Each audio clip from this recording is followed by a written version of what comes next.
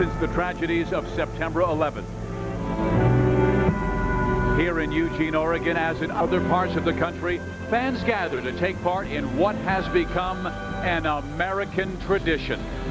USA! USA! USA! USA! USA! USA! For the student athletes at Oregon and USC, this game will be remembered not only for the competition, but also for the emotional bond that will be felt by everyone within Autzen Stadium, no matter what team they are cheering for. Live now from Autzen Stadium in Eugene, Oregon, it's Pac-10 football on College Football Saturday, presented by Kyocera. Today, the 7th-ranked team in the nation, the Oregon Ducks, host the University of Southern California Trojans. Hi, everybody. Steve Physiak along with Tom Ramsey. This, again, is the first full weekend of college football since the terrible tragedies that hit New York City and Washington, D.C. 11 days ago. The Pac-10 Conference was very quick to cancel their games last weekend. But the practices for Oregon and USC this week have been quiet, yet determined and physical. And I think, Tom, the coaches, the fans, the players have all been asking the questions, when is it okay to laugh, to cheer again? Well, and Steve, a very viable question. I think George W. Bush answered that question to many Americans in his speeches and addresses to Americans. Let's get back to a feeling of normalcy. Let's get back to our routines. And we've tried to do just that. I think it's been wonderful looking back at last week that we did get away from sport for a while. Society is much more important. There's a lot of people that suffer through life, and all of a sudden you've got practice. Oregon, USC, what was it like the last 11 days? Well, it's very difficult. Ironically, both teams came off a bye week. They didn't have a lot going on. They didn't have an opponent to prepare for, but both Pete Carroll and Mike Bellotti served as mentors, as family counselors, as really the father figure to a lot of young men, and it was a very difficult week for a lot of them to get through. Coach Bellotti said a lot of them spoke in small groups, and I would imagine just like much of America, we spoke in small groups as well, and we do want to get back to our routine. I'm excited about this game. It's a conference opener for both teams. Expect a great conference game. What's the mood on the field? Let's go down to the third member of our broadcast crew, Lewis Johnson. Steve, thanks a lot. You know, for the fans, it was an awfully different entrance into Autzen Stadium this afternoon. There were security guards there checking their bags to make sure that everything was okay as they made their way into the stadium. But fans seemed to be excited and happy to be here, sort of releasing the tension. And as for the players that I talked to during the warm-up, most of them seemed relieved. You know, it's been 2 weeks since they put on pads and suited up to come out here and play a game, and they seem to be ready for that. One young lady right behind me told me that earlier today she was at a peace rally somewhere in downtown Eugene, and she said she's come to this game simply to vent, simply to have a good time. Steve? Lewis, when we come back, we'll visit with both coaches as they reflect back on a very difficult last 2 weeks.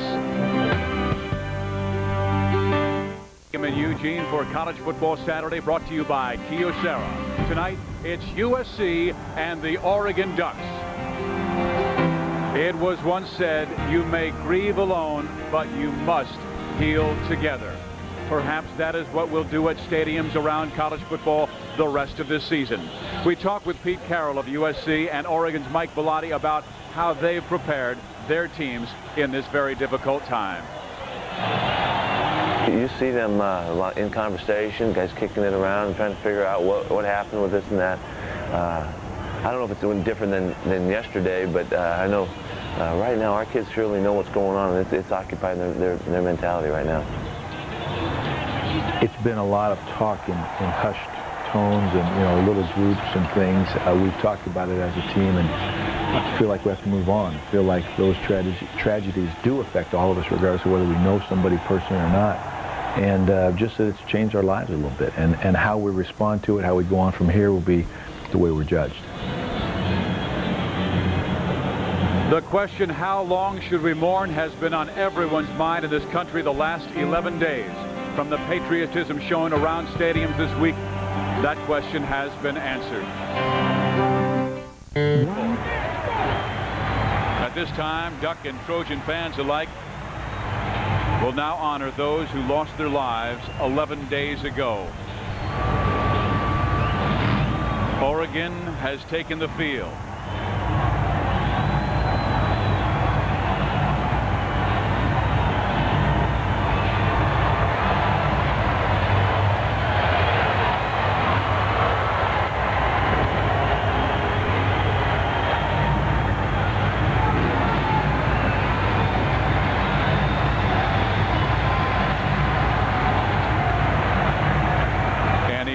emotional evening in Eugene, Oregon. Usually both teams are in their respective locker rooms at this time as the anthem will be played. But both teams and coaches, Pete Carroll at USC and Mike Bellotti at Oregon, said we want to be on the field when they sing the national anthem. Here comes Pete Carroll and the Trojans.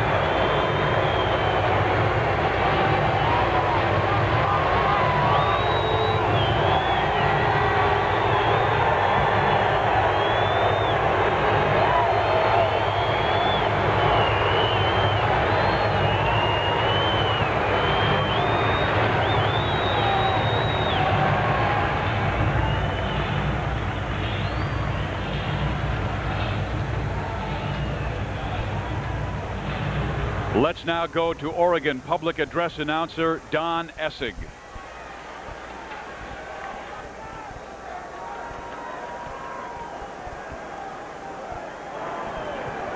Fans, we ask you to remain standing.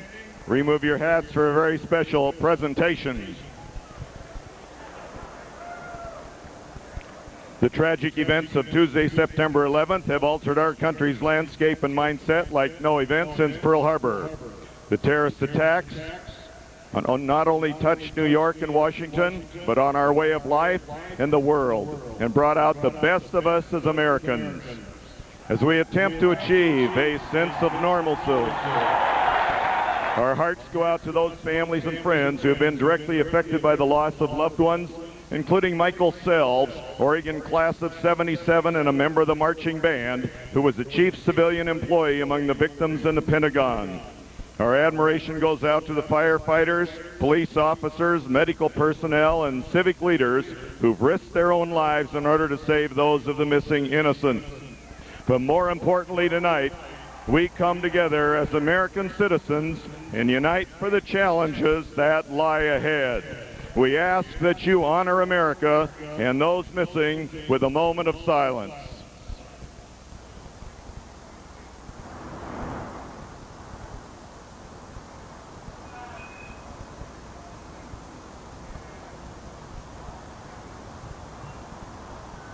Thank you very much. Presenting the colors for tonight's contest.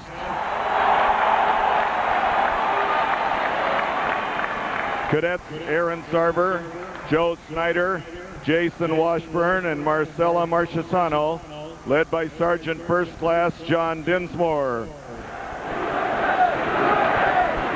We ask, please, you stay standing. Sing loudly and proudly our national anthem, played tonight by the combined bands, the University of Southern California Marching Band under the direction of Dr. Art Bartner and the Oregon Marching Band under the direction of Todd Zimmelman. Sing your hearts out, everybody.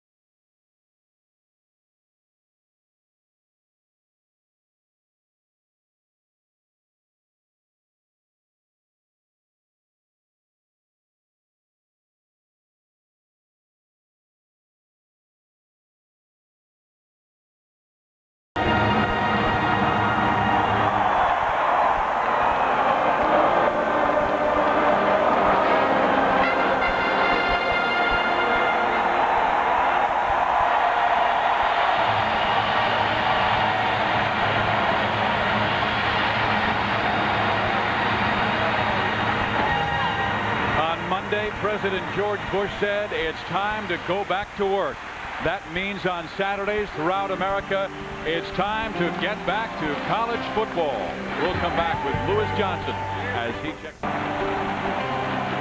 And welcome back to College Football Saturday, presented by Kyocera.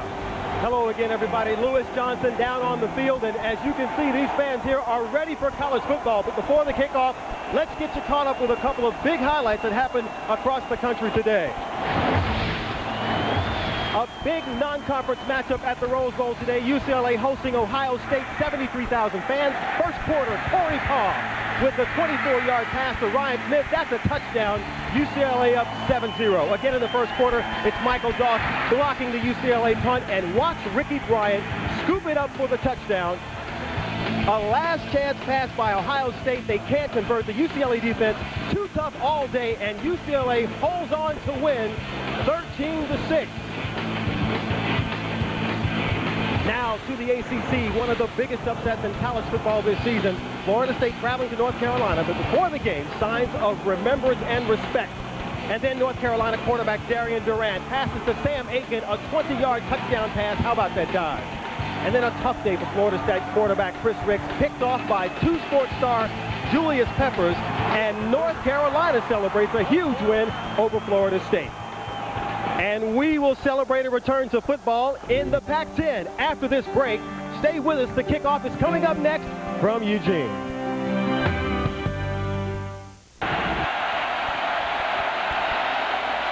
Autzen Stadium is ready to return to college football. Tonight, the number 7 team in the nation, the Oregon Ducks, host the University of Southern California Trojans.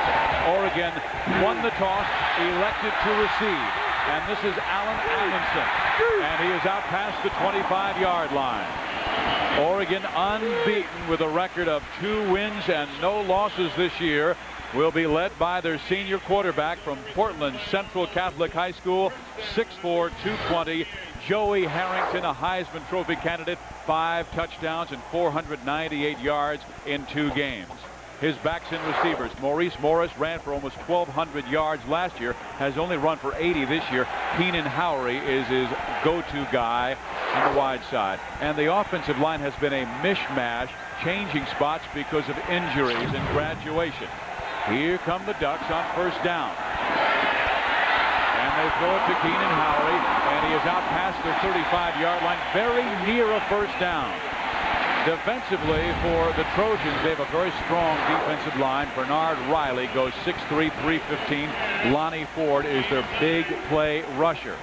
The linebackers have been beaten up. Matt Grudegood is out. John Cousins will start in his spot, but Frank Strong out against Kansas State, back in.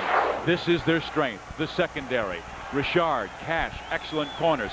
Simmons, fabulous free safety, but Polamalu is the captain of the defense and their big play artist. We have an illegal procedure here on second down and 1 yard to go. So Maurice Morris, who's only averaged 2.9 yards per carry, will bring it back.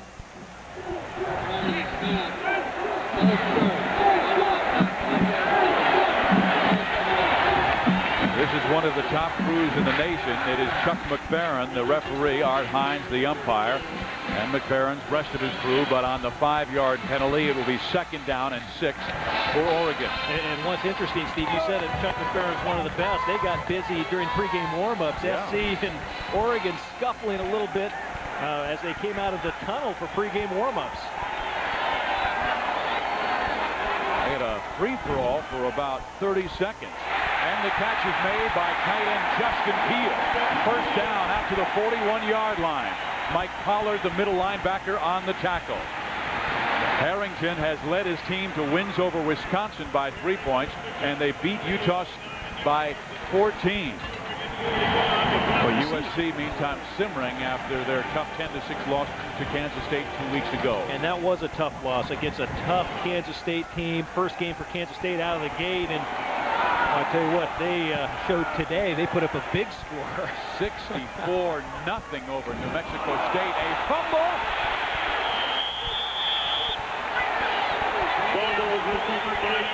And USC has it. Harrington never pulled away from Ryan Schmidt, but again, there is a new center today. Schmidt moving to center, and Dan Weaver's his backup. And what's interesting, I was talking to Mike Bellotti before the game. He said the offensive line wasn't quite there yet, and I'm not exactly sure if it wasn't the exchange or the offensive guard that ran into Harrington and jarred the ball loose. Either way, it's SC who recovers the football.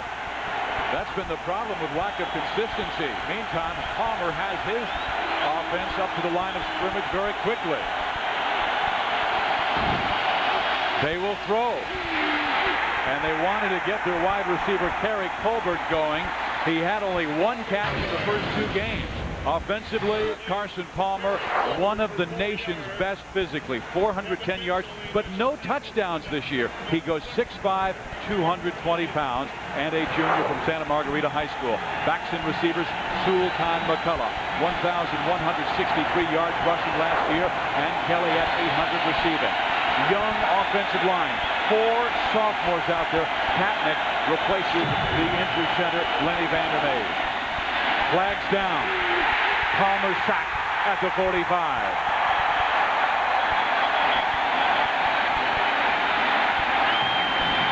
Now, Oregon defensively is not strong in their line. That's why Bellotti said, guys, you've got to be more physical this week. But they lost 3 starters from a year ago. Dorsey is their rush end, and Prater can be a good run-stopper. The linebackers, David Moretti in the middle replaces the great Matt Smith. He is playing with a broken thumb. And their strength, like USC, in the secondary. Bowman, Smith, illegal excellent formation corners. on the Webster offense. is the rover. That penalty is and declined. Keith Lewis, their Third down. playmaking free safety, leads the team in tackles. Be 3rd down here for the Trojans, and what's so interesting about this series, 3 of the last 4 Oregon USC games have been decided by 4 points or less, including a 3 overtime game here in Eugene 2 years ago where Palmer broke his right collarbone. 3rd down. Matos and Colbert to the left.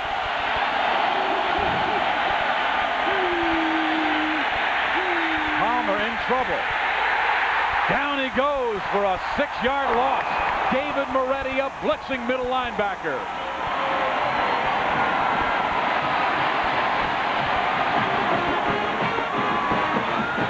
Well, the last time USC played on 3rd down, the Kansas State corners were so good. Watch Moretti right here. The linebacker, he's going to just mirror Carson Palmer, come in and make the hit, but Kansas State took away the outside throw game for SC, and Carson Palmer was the leading rusher of that game.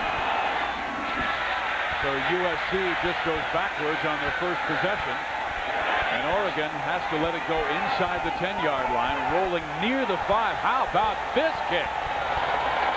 A beauty by Blake McGillivray. 48 yards. That's the way to get it done. Trojans and Oregon, first conference game of the year.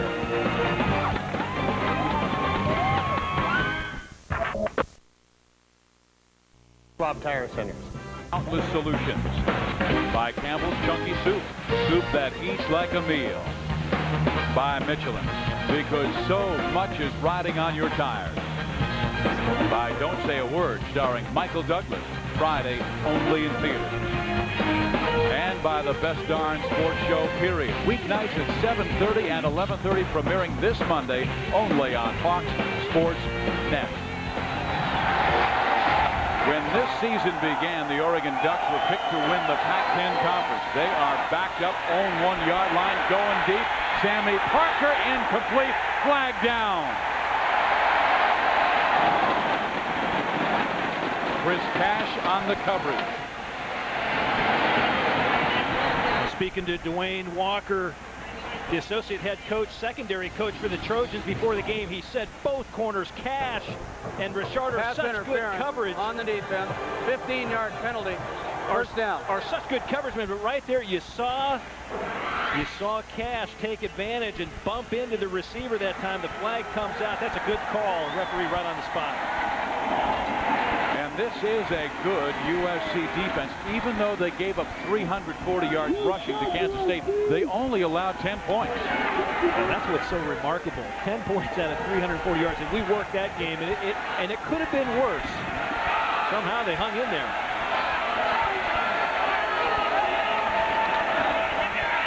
They'll go to Keenan Howery this time, and it is incomplete. Fine defense coverage. And it came from Chris Richard, the senior from Gardena.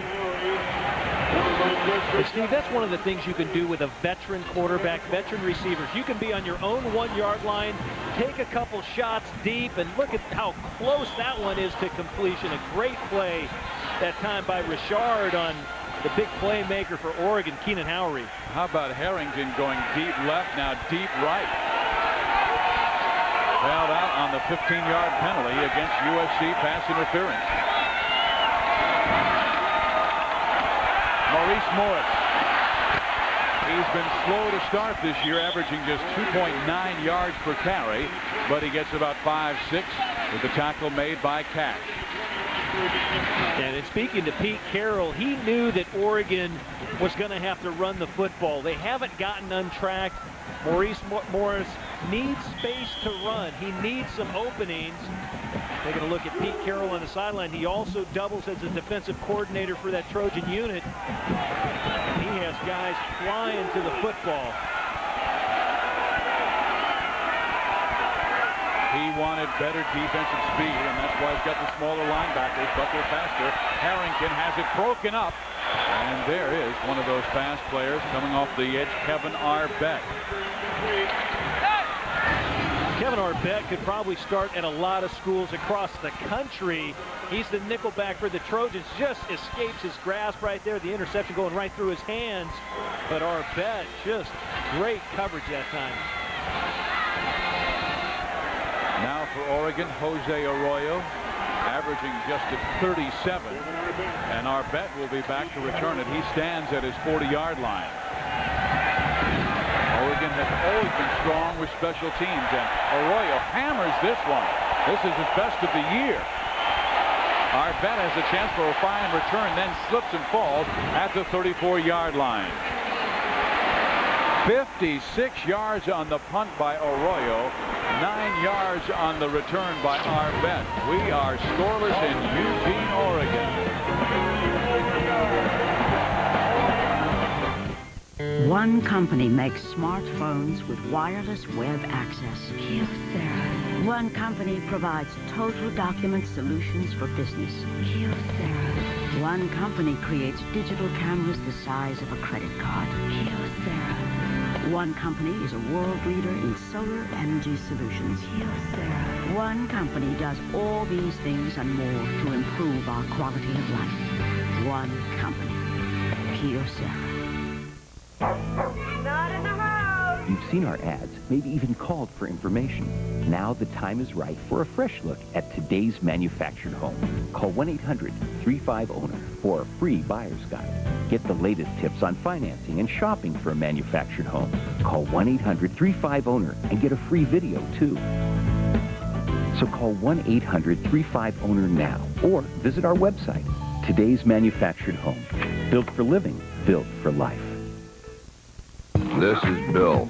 Bill is installing a new belt on his car.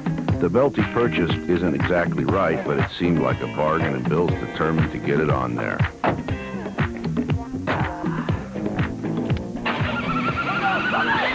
That one might be a little tight, Bill. Here's the deal. At Napa, we not only carry the right part, we've got the know-how to make sure that's what you leave the store with.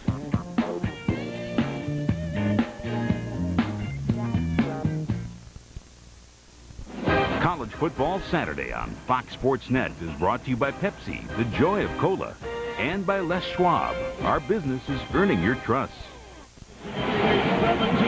This is game 50 of this series. USC leads 33-14 and 2.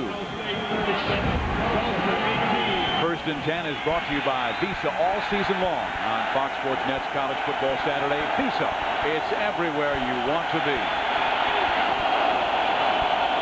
Carson Palmer has him first down at the 34-yard line. And he will run Sultan McCullough past the 40-yard line out near the 42 where Wesley Mallard makes the tackle. But McCullough, probably the fastest running back in the Pac-10 Conference. One of the fastest. He's also had some good games against Oregon. First 2 games this year going over 200 yards, a nice average. He was really silenced against Kansas State, but a year ago versus Oregon, a career best and game high 152 yards on 23 carries.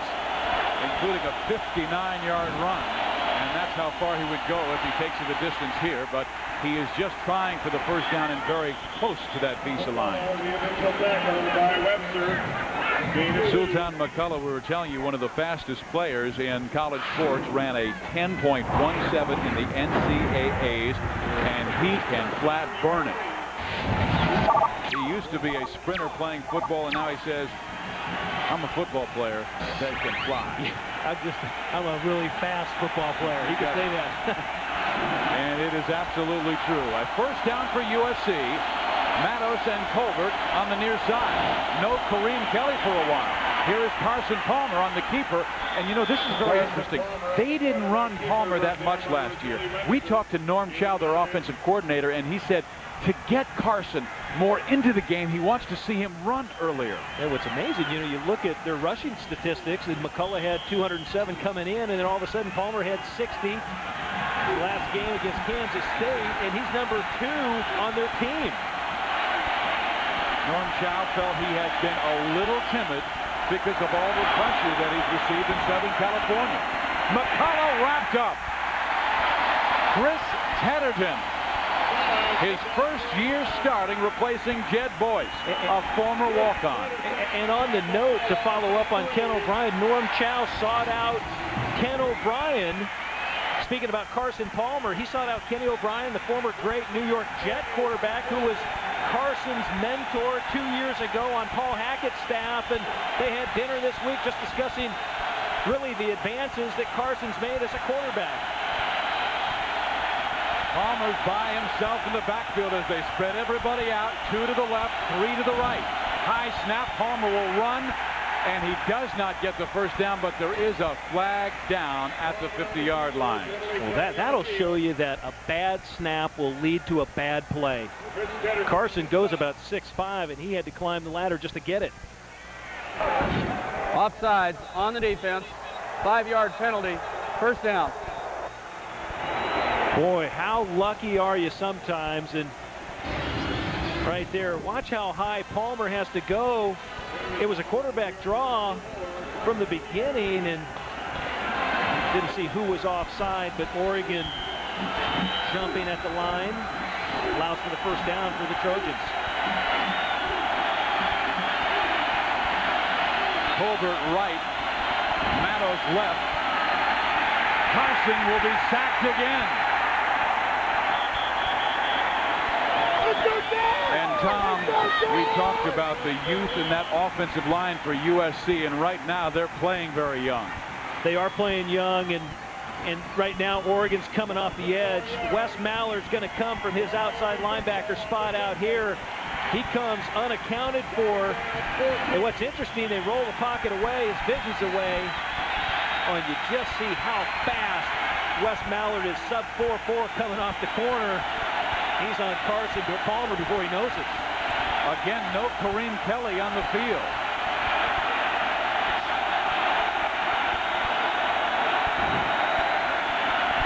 Palmer in trouble. They get it to Sultan McCullough. Nothing but green, and David Moretti on the tackle.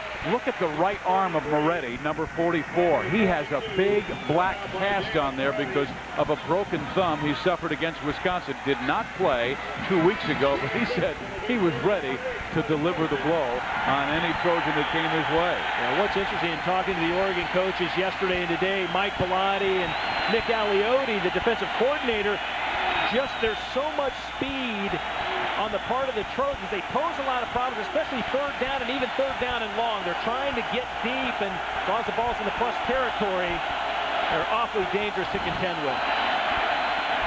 Palmer looking for Kerry Colbert. He slipped and fell. When he made the move in, tried to come back out, fell down. You know, part of their problem against Kansas State was the receivers getting open.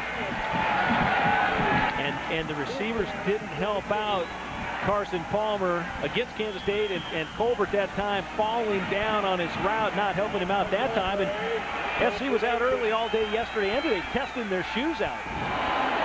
McGillivray left one at the 1. Now he shanks one off to the right side. A terrible punt out of bounds near the 30. A beauty before, a 48 to the 1. This one only goes 14 yards. Television's most unique brand of football commentary returns tomorrow with NFL This Morning on Fox Sports Net. This week, Marv Levy and Deacon Jones will reflect on playing after the Kennedy assassination. Billy Ray Smith will break down the Raiders-Dolphins game on the Cyber Strader, and Troy Aikman will be joining the gang from the Vikings-Bears game. NFL This Morning, it's the pregame show that's not really a pregame show. Here's Joey Harrington. Dumping it off to his fullback, Josh Line. Not much there. Well, Oregon has a huge home advantage. They won their 22nd consecutive home game 2 weeks ago against Utah. And look at this. The last loss was against UCLA, and that was a heck of a game, 39-31. The Bruins won. Now, you see the average score during the streak? Well, they're going for the all-time conference record. Consecutive home wins, 26, set by California, 1919 to 1923. Could be done this year by the Ducks. They've got a tough foe tonight in USC. Harrington flips it to Justin Peele. They found a seam in that USC defense. And Steve, what's so impressive about all those numbers, we just saw 22 straight. It's a combination of a lot of things. From athletic director Bill Moose, I mean, they got a great group of donors. They've committed to the program. They're building out the stadium. They're making it bigger. They got a great fan base, and I tell you have to compliment Mike Bellotti and his coaching staff. They go out and get some of the top players in the country. They get a lot of players out of Southern California, which is pretty interesting. About 60% of their team. And Bill Moose got a great decision from Mike Bellotti. You see the first down. Bellotti turned down Arizona State, USC, and Ohio State when they came after him. He is one of the finest coaches in the country. Well, that'll tell you he's got an awfully well-oiled program in motion right now. And I tell you, win 22 straight at home, every coach is complimentary of that. That's a bunch. First down for Oregon. Harrington to the air.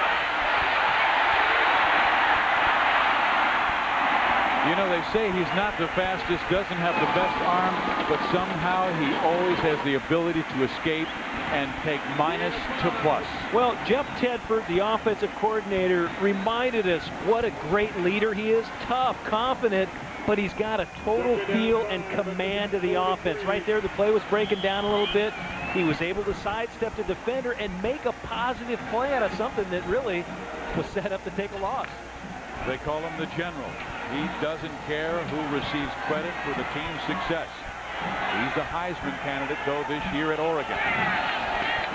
Maurice Moore. First down.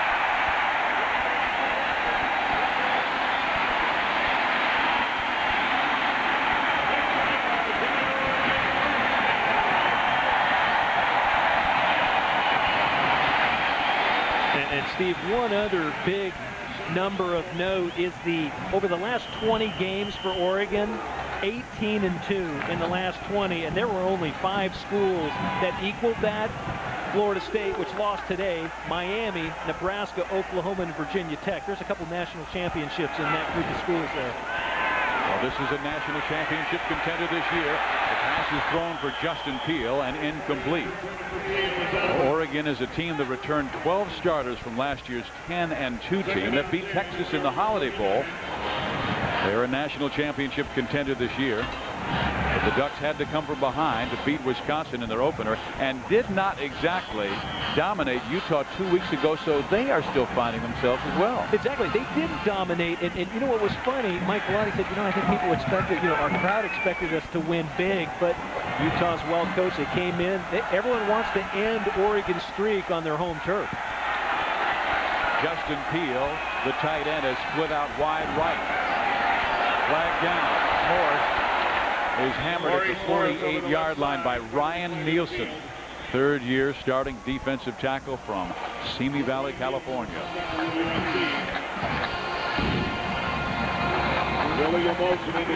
5 yards against Oregon. Motion against Morris.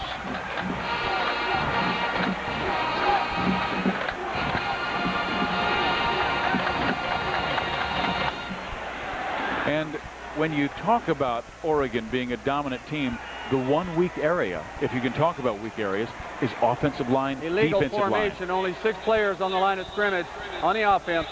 5-yard penalty. Still second down. They lost some very good defensive linemen last year. Saul Patu, Jed Boyce. And what's interesting, they have one of the best offensive line coaches in the country. Neil Zambucas has been a lot of years, 19 years, I believe, with the Oregon Ducks in their program. But it's a bit of a piecemeal. They get a lot of guys rotating through there, and they're working in some young guys in tonight on that line. Tonight, Weaver out, the normally starting center, and Ryan Schmidt moved over, and there is another flag down.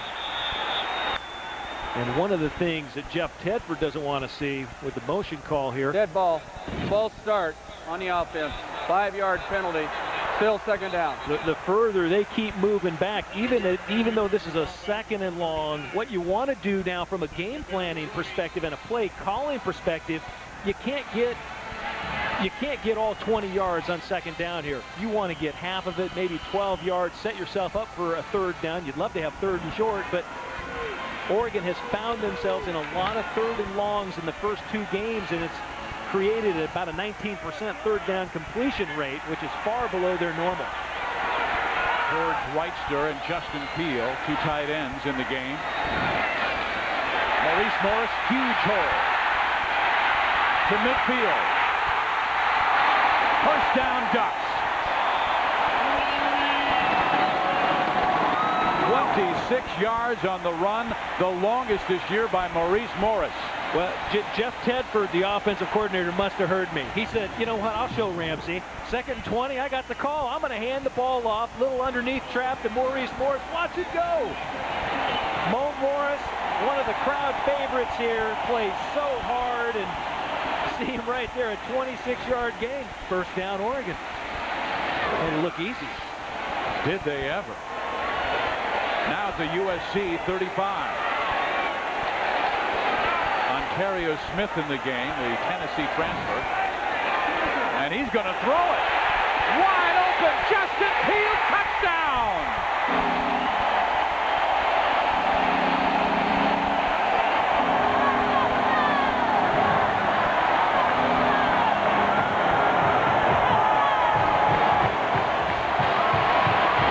That's good football. That is good football.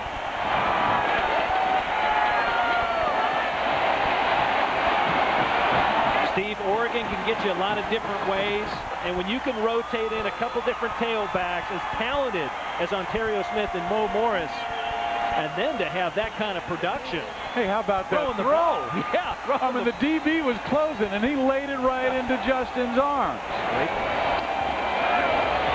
Now for the point after touchdown, Jared Siegel up perfect. Oregon takes a 7-0 lead, and Justin Peel, well, he is happy about giving his Ducks the lead. In this time of need, the American Red Cross is profoundly grateful for your generous outpouring of support. A long period of uncertainty and recovery awaits us all. Please maintain your resolve to donate blood. Call 1-800-GIVE-LIFE to schedule an appointment. Justin Peel with his 3rd touchdown of the year. Now 3 catches in the game for 53 yards, and you see that drive 72 yards and took less than 3 minutes. That was impressive. And Steve, when you and I were watching film yesterday of the Oregon offense, Justin Peel is such a great player, great speed, and it's like having a 3rd wideout on the field in every situation. Well, he's averaging almost 25 yards a catch. That is hammered to Rideau. And Rideau out past the 20-yard line to the 22. Let's take a look at that touchdown again. You know, this is a great call because Jeff Tedford and Bellotti know that USC is going to pursue hard. Watch all the helmets. Everyone's running to stop the sweep, and all of a sudden Ontario Smith comes up throwing. Justin Peel able to sneak through, act as though he was going to block, and all of a sudden Ontario Smith lays it in, and watch how close Kalamalu comes to almost breaking it up. And when you have a running back who is averaging 7 yards per carry and you've got a toss, you're thinking, we got to stop this guy. Got to stop it. And then he throws it for a touchdown. Incomplete. Kareem Kelly back in the game. Made the catch, but he was out of bounds, and Kelly, for 2 possessions, did not go onto the football field. Kelly was out, and Devin Pitts, Terry Colbert, Grant Matos were in. So this is their burner. This is their go-to guy. He came into the season with 109 catches and almost 1,700 yards receiving. 10 catches this year for 93 yards. Now 2nd and 10 for Palmer and the Trojans.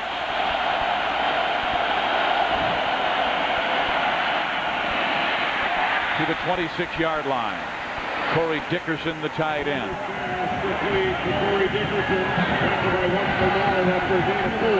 And remember this about Carson Palmer and Joey Harrington. Joey Harrington was #1 last year. Carson Palmer was #2 in Pac-10 total offense. Both around 250 yards per game. Palmer downfield for Dickerson. Incomplete, flag down. Wesley Mallard, a linebacker, has to cover a tight end. That can be a mismatch at time, but Mallard is one of the fastest backers in the game. And it's interesting what USC is doing right now. They're huddling at the line of scrimmage, putting a little extra pressure on the defense. Watch as Mallard comes from behind. Number 18 on number 18. Pass interference on the defense. Automatic first down at the spot of the foul. And Steve, what's interesting right now, they're running an empty backfield. Carson Palmer's at the line of scrimmage. He's got 3 to the right, 2 to the left, and he's running the show right from the line with no huddle.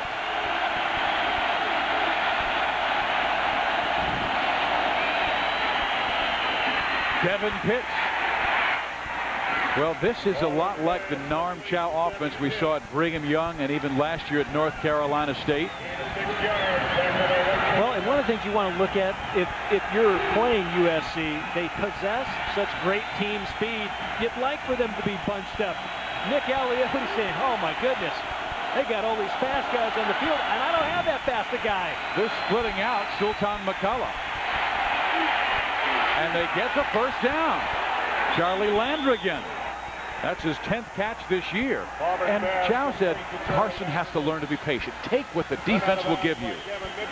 Yeah, Carson Palmer is a great competitor, and his competitiveness actually got in the way. The last game against Kansas State, he fumbled near the end of the game. But right there, just a little drop off of Landrigan. Watch that. Whoa. One of the top tacklers in the entire Pac-10, Keith Lewis.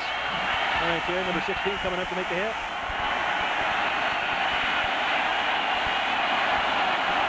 Again, they stay in the spread formation, causing confusion in Oregon's defense right now. There might be a player down on the far sideline.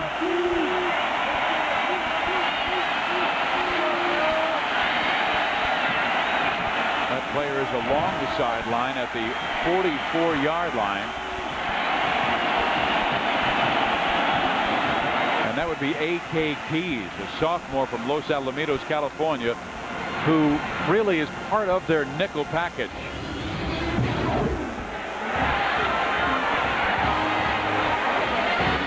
Oh, it looked like he got leg whipped by his own man in the helmet. A lot of things flying around. Final score, Wisconsin 18, Penn State 6. Utah. A.K. Keys, a fabulous athlete from Southern California. Final, Colorado 27, Kansas 16. Also part of the Oregon track team. USC, of course, came into this game with a record of 1 win, 1 loss. They had beaten San Jose State, and then 2 weeks ago they fell to Kansas State 10-6. And maybe we found out just how good Kansas State is as they whipped up on New Mexico State today 64-0.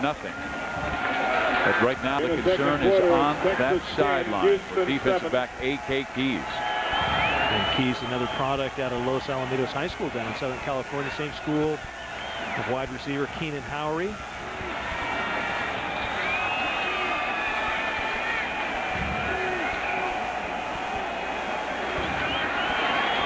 Play was about to resume, and then Chuck McFerrin, the referee, called the referee's timeout. You see where Keys is just off the field. Well, this Saturday night in Eugene, Oregon has been an emotional evening, an opportunity for these fans, this state, to show their patriotism in support of this great country. Right now, when you a hushed crowd at Autzen Stadium in Eugene, Oregon. Number 7, Oregon, with a 7-0 lead over the University of Southern California. But again, down on the field, A.K. Keys, and here's why. You see number 39, his body comes around and hits Keys in the helmet.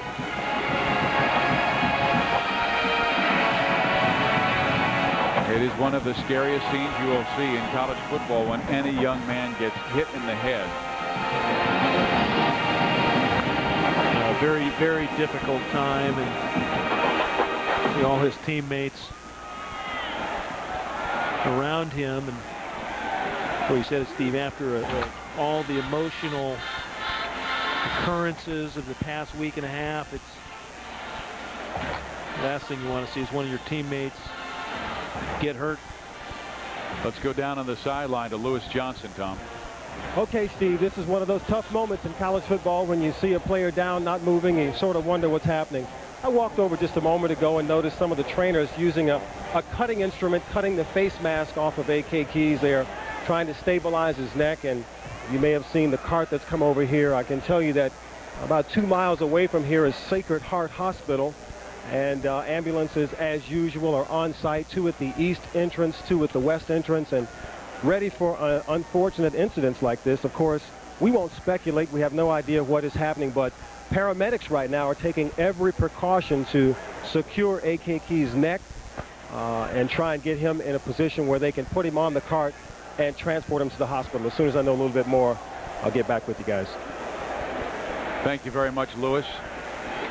Again, A.K. Keys, a 5'9", 168-pound sophomore from Los Alamitos, was in defensively on that left sideline, and Kevin Mitchell, an outstanding linebacker from Orange, California, came around, made the tackle, and his body swung around. He hit Keys in the head with the back of his leg. So as you're saying, Tom, in what has already been an emotional 11 days for this country.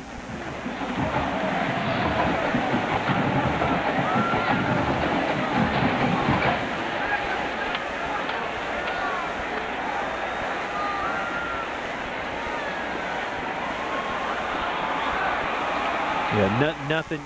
It's so hard right now as a coach, Steve, to keep your momentum. Football is such a game of momentum, and thankfully we had the week away from sport last week, but getting back to it, huge challenges getting kids to believe in, hey, it's a good thing to go back out on the field, and then all of a sudden you're back on the field and you have one of your own get hurt. It's very difficult, and I'm sure Mike Bellotti, his hopes and prayers are obviously with Keys and his family. And now he's talking with his defense to stay ready. Of course, Keith Lewis, their free safety, the young sophomore that Mike Bellotti tells us is going to be a great player on this Oregon football team. Right now, much of the concern for A.K. Keys. All football players, and anytime you see anyone down for a long time, it's you feel almost invincible as a football player. It's an interesting, it's a game played by a lot of young men, a lot of young, powerful men, and things happen awfully fast. And you just hope and pray for the best. That is what both the Trojans and Ducks are doing now.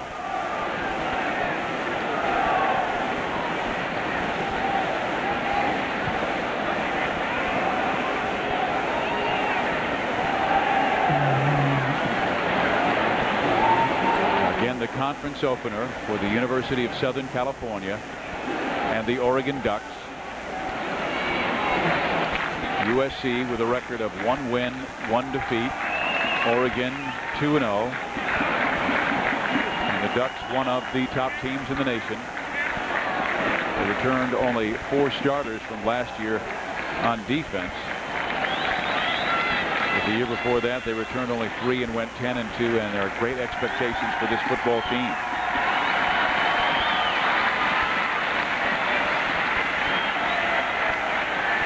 A.K. Keys holding his right arm up, and that is indeed a good sign. But they will mobilize him as precautionary measures.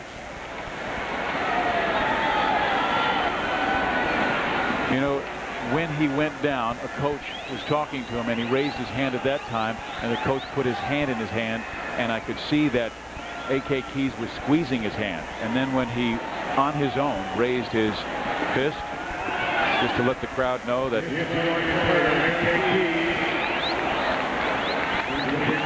Keenan Howry, his friend from Los Alamitos, California, high school, right over whispered into his friend's ear.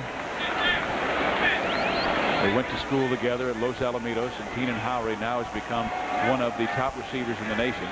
And A.K. Keys trying to become a starting member of the defensive backfield. So a standing ovation here at Autzen Stadium for sophomore defensive back A.K. Keys.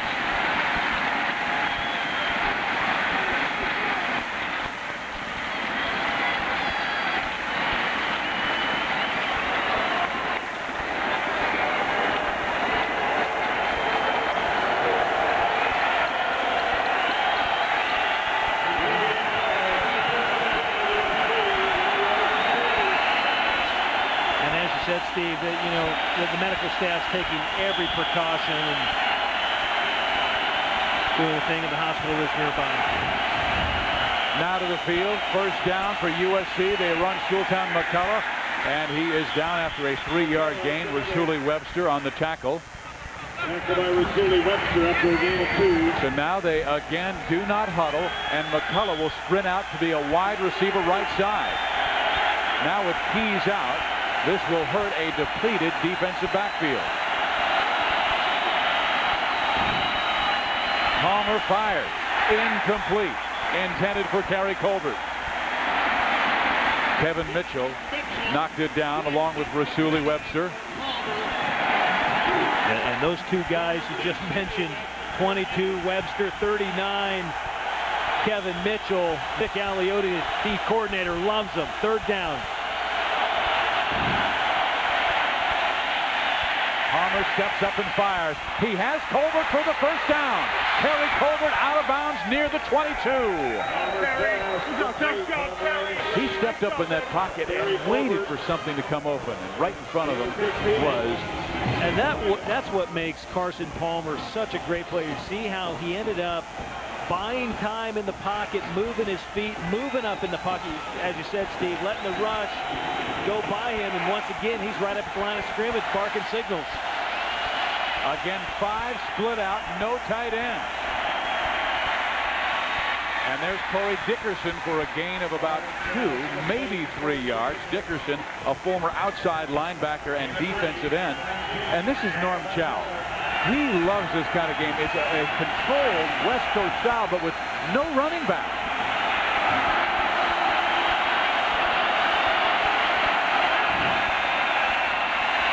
Palmer will scramble. Now he'll run and get very close to another first down as he goes out of bounds near the 12-yard line. Dorsey on the tackle. What's interesting, when you say no running back, actually it's a little bit of a misnomer because Sultan McCullough is on the field. He's lined up as a wideout, and given his speed, you've got to give him room. He's up top, actually up here is Sultan McCullough, number 4. And Webster is covering him. Over the middle. Kareem Kelly was open, and he didn't look at his quarterback, and it hit him in the shoulder. Kevin Mitchell with the quarterback pressure, and now Palmer's talking to Kelly. Hey, you've got to be ready. You got to like Nick Aliotti. I think it just glanced off the referee. Even though, as you said, Kelly was not looking for the ball, but Palmer got the guy in the stripes. Now from 32 yards out on 4th down and 3. Dave Davis, and USC is on the board. It's Oregon 7 and the Trojans 3.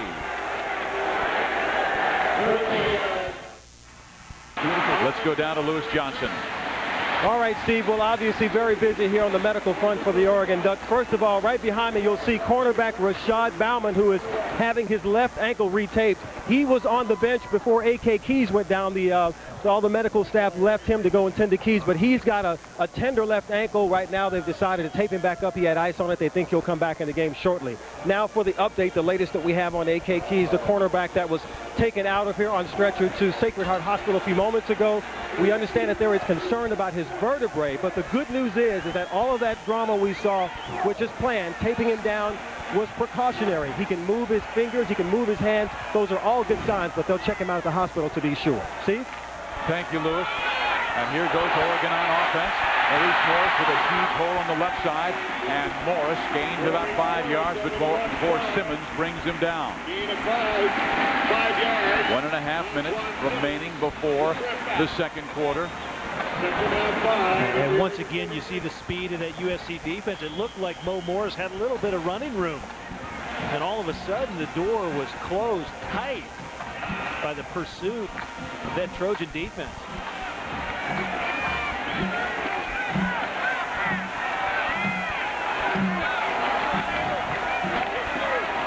This time it is read beautifully by USC's defense, and right there was Polamalu and number 25 Lonnie Ford, senior defensive end from San Diego Morse High School. 3rd down 5. 3rd and 5. A little bit more what Jeff Tedford's looking at. He's looked in the first 2 games against a little bit of more 3rd and longs. Happen to be working 3rd and 5. Give Harrington a little more room to operate. He gets it to Justin Peel. That has been his money man in the first half. Peel with a touchdown, and now with a big first down on 3rd down and 5.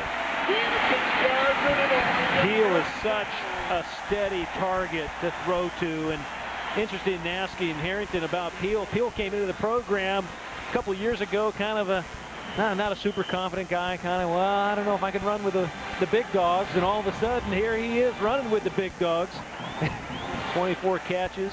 And they've had great tight ends in their history. I mean, Josh Wilcox and Jed Weaver and Blake Spence and Willie Tate, Jeff Thomason, all have played on Sundays. Well, we have played 1/4 here in Eugene, Oregon.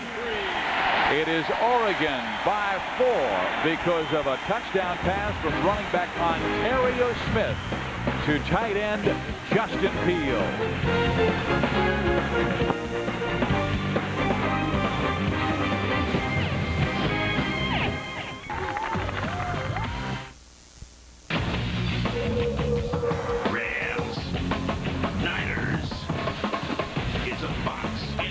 Sunday doubleheader this week.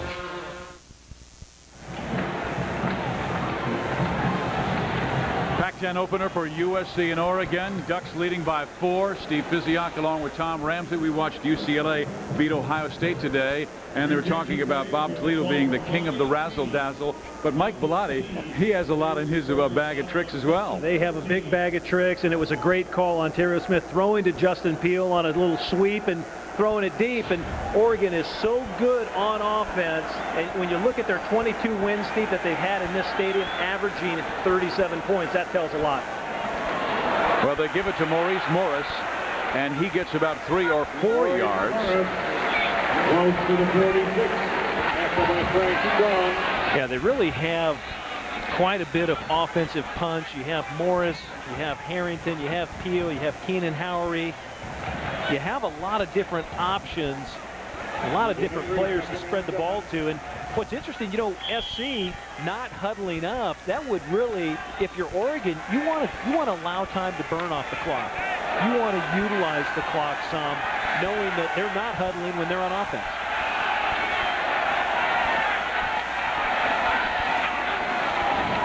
They split out Morris. They fire it to Keenan Howery, and Howery only will get to midfield, maybe to the 49. They'll still need another 3 yards for the first down. Now from the first quarter, our FedEx Air Ground, only 7 yards rushing by USC. They did get the field goal on a nice drive, which was basically all passing. The only run was by their quarterback, Carson Palmer. Meantime, Oregon, quite a bit of balance. Third down. They went to Justin Peel on their last third down. They were 0 for 9 converting third down 2 weeks ago in a victory over Utah. Option. Harrington, very close. Harrington on the keeper. Close to the 48. Back by Mike Palmer. We see a little option tonight by both teams. Even though Harrington and Palmer are both so adept at passing the football, the option is an integral part of any college offense. It just keeps the defense so much off balance. And right now, I think Mike Galati making the right decision, electing to go ahead and punt it away on fourth down at midfield. Still very early in this game. Arroyo blasted his best punt in his career, and his last opportunity hammering at 54 yards, and he sends this one high in the air. Kevin Arbett will field it at the 15-yard line. It's the new show everyone's been talking about, the Best Darn Sports Show, period, featuring a comedian who's a die-hard sports fan and a bunch of ex-jocks who really know the game. Sports comedy, commentary, constantly updated scores and highlights. What more could you want from a show? It premieres Monday at 7:30 and 11:30 only on Fox Sports Net. And it's got a cast of characters. Tom Arnold, John Kruk. Characters is their middle. Oh, yeah. From the 15. Palmer back to a set.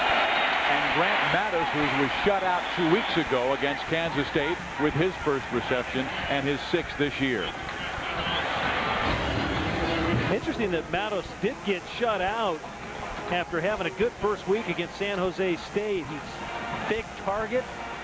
Well, he produced a ton of numbers while at the JC level at Foothill Junior College. 76 reception, over 1,200 yards and 14 TDs. And Norm Chow went up to scout a quarterback, and he came home with a receiver. Meantime, on that Oregon defense, Rashad Bowman had his left ankle taped, and he's back in the game. Here goes McCullough, hard to the left side, and then a flag goes flying. It came from the field judge, who was on the far side of the field away from the play. There's Rashad Bowman, who is an all-conference performer, and it will be holding against the Trojans.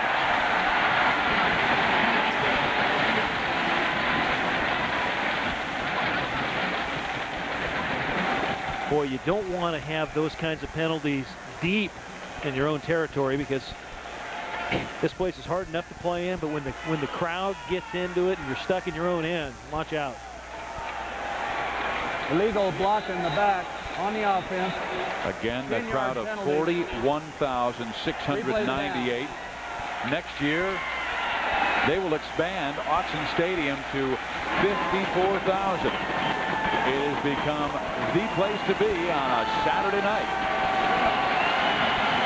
You get all dressed up, wear a watermelon on your head. What's that thing? I don't know why they do it. Well, there are a lot of farmers around the area. He's just trying to start. You know, it went from earrings to nose rings to tattoos to now watermelons on the head. I don't know if it's going to go I like the watermelon head as opposed to the others. And a flag goes a-flying, and another penalty against USC. We're talking with Zach Wilson. Dead ball. False start on the offense. And Zach 5-yard Wilson penalty. Still is really their down. most experienced offensive lineman. This is his 3rd year starting. Pete Carroll needs some help. See if we can't see.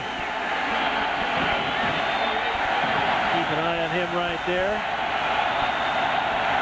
Oh, that's the movement. And Steve, how many games have we done up here where all of a sudden the offenses start to misfire and the crowd gets into it and it becomes a landslide?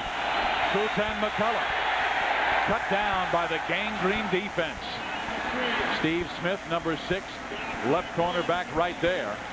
And that was part of the problem USC had 2 weeks ago, was an offensive line that did not out-physical the Wildcats, and they're being out-physical tonight by Oregon. That's a great point, because if you look at Oregon's defense, you say, hey, the strength of their defense is their secondary. We want to set the tempo with our offensive line. It's a great challenge game. But so far, the Oregon defense has met the challenge tonight, and they've really stymied SC's offensive line right after line of scrimmage. A long 3rd and 14 facing Carson Palmer. Tailback Hughes becomes spread him out Hughes. Palmer to Colbert. First down. That was a heck of a throw. Right in front of Rashad Bowman, too. Had that ankle taped up, and Colbert just ran that skinny post, and Carson Palmer just put it on a dime. What a throw. Once again, they have 5 wide receivers, and not one of them is number 2, Kareem Kelly. And Colbert and McCullough at the bottom of the screen. Colbert. A flag goes down, and if he breaks that tackle by Razuli Webster, Colbert is gone, except the flag may be against USC to bring it back. Again against the Trojans. And that is now penalty number 4. Oregon has been penalized 5 times. Ineligible. Downfield on the pass against the offense. 5-yard penalty. Replay first down. Boy, the silly penalties right now are just causing big problems for SC's offense. But I like the fact they're not huddling. I like the fact they're right at the line of scrimmage. You just wonder when Palmer with the big arm is going to go deep. Another flag goes down.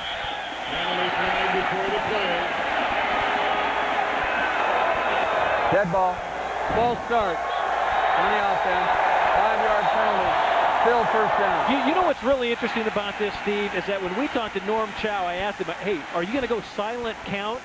Essentially, he said, I'm going to use a cadence. When Carson Palmer is in the shotgun, he raises his foot up.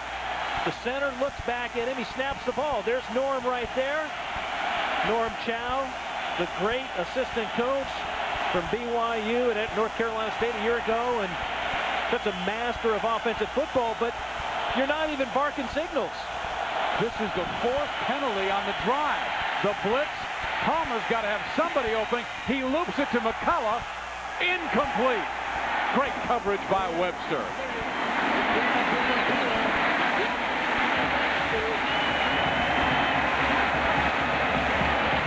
Steve, what's interesting, SC that time, unaccounted for, was Kevin Mitchell off the edge, and Carson Palmer, they just told, hey, Carson, make that guy miss.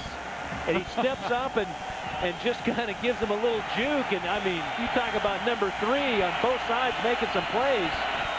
Palmer showing great elusiveness, trying to get the ball down the field to McCullough. But I've got to believe Kareem Kelly's in the doghouse. He is not playing, and he's healthy. He's been on for like 1 or 2 plays, and then he'll leave the game. They have wanted him to run his routes harder, be more disciplined. Yeah, they do want that. They're looking for production out of him.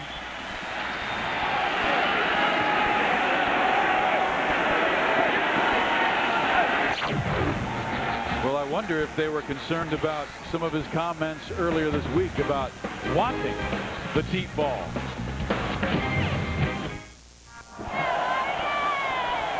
Oregon with a 7-3 lead over USC.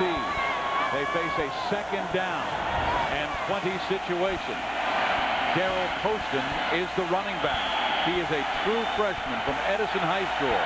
2 wide receivers to the left. They fake it to Poston.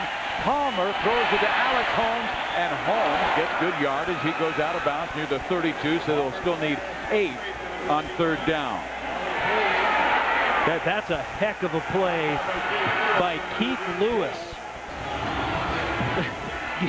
From his free safety position, Poston slips, Palmer fakes, Palmer flips over to big Alex Holmes, about 275, rumbling down the sideline, and then Keith Lewis, number 16, got a little help from Moretti, but at least he made it a makeable 3rd down. Got it. Matos left, Colbert right, shotgun. Palmer will run, and he will get the 1st down and more. Fumble!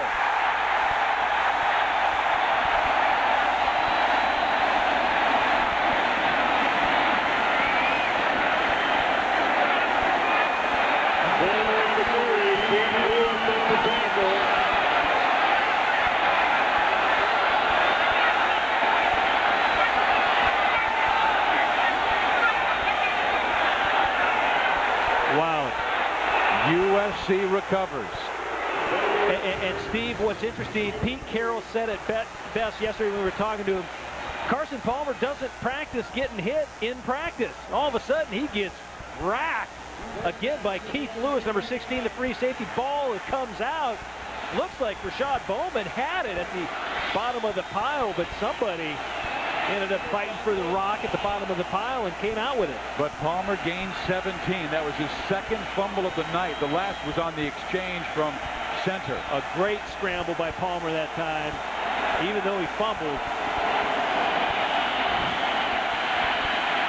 Carson fires. Intercepted. Steve Smith.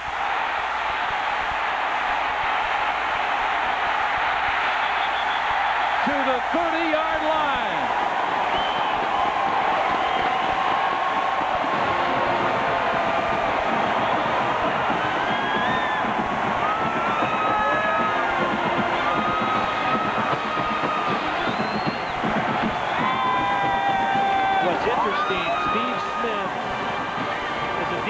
Back, but when he made the interception, he ends up looking like a tailback. But what causes the pressure on Carson Palmer? Watch this.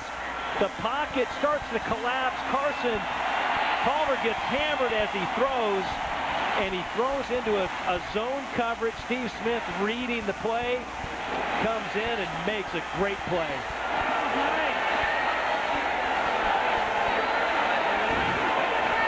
Oregon now with the football, 1st down. And they send it to their tight end, George Reister, and he is knocked down. We are here at Autzen Stadium in Eugene, Oregon, the first conference game of the year between the University of Southern California and the number 7 team in the nation, the Oregon Ducks. Steve Physiak, Tom Ramsey, Lewis Johnson with you on Fox Sports Net. A touchdown pass from halfback Ontario Smith to tight end Justin Peel, the score for Oregon. A 32-yard field goal by David Davis of USC, but right now, Oregon knocking on the door again. Harrington goes to Keenan Howard, and he is tackled right around the ankles. A beautiful tackle by John Cousins. There's John, the 6'2", 220-pound senior out of St. Louis Hazelwood High School. His story very interesting because he is hearing impaired. He is deaf in one ear and barely hears in the other. And so he has to really look to the sideline to his coaches to get the right play call on defense. Now he goes to the sideline on 3rd and 6.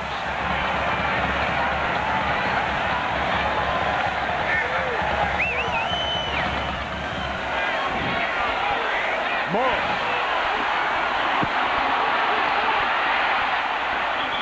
He was driving towards that 1st down marker, and he made a wonderful cut to give him a chance to get it, because I thought he'd be about 5 yards shy.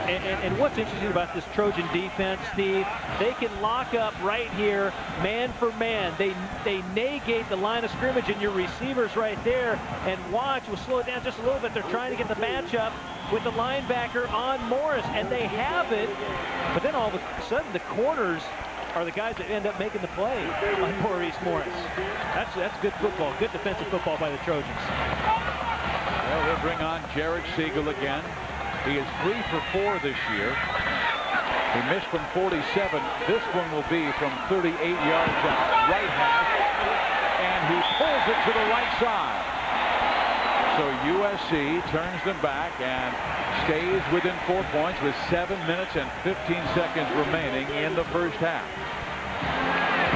Carson Palmer was intercepted for the second time this year. He is still not thrown for a touchdown this year. Tomorrow, the NFL on Fox returns with a doubleheader beginning with JV, Terry, Howie, and Chris on America's favorite pregame show. And Jesse Armstead and the dominating Giants take on Tony Gonzalez and the Chiefs. Then Marshall Faulk leads the potent Rams offense against Jeff Garcia and the 49ers in a showdown between NFC West rivals or other regional action. Coverage begins at 12 o'clock Eastern, 9 Pacific on Fox. I've always said good defense starts with great corners. SC able to do that. That's why they're so good in that one category of scoring defense. They don't allow teams to convert on third down. The carry by the true freshman, Darrell Poston. And here is our 7-Up pop quiz. Other than USC's 4 legendary tailbacks, who are the 3 Pac-10 players that have won the Heisman Trophy? I am sitting next to a guy who almost won it. I was going to say, not. What were you in the voting? Down the line. No, only like, what, 3rd or 4th? No, 7th. Right next to my friend Tony Eason, who was number 8. That's right. Here's Kareem Kelly back in the lineup. He has not played that much tonight, but with a catch here near the 28-yard line. Rashad Bowman on the tackle. Hey, John Elway didn't even win the Heisman when I played. They gave it to Herschel. Go to a bowl game. They gave it to Herschel. Remember the big game between Cal and Stanford, the trombone? That kept Elway from a bowl game that year. Kevin Moen. And they complete the pass for a first down. There is a late flag, so this may go against the defense. That was an awfully late flag. And I'm not sure what the flag is. Don't even have an idea because it came out so late.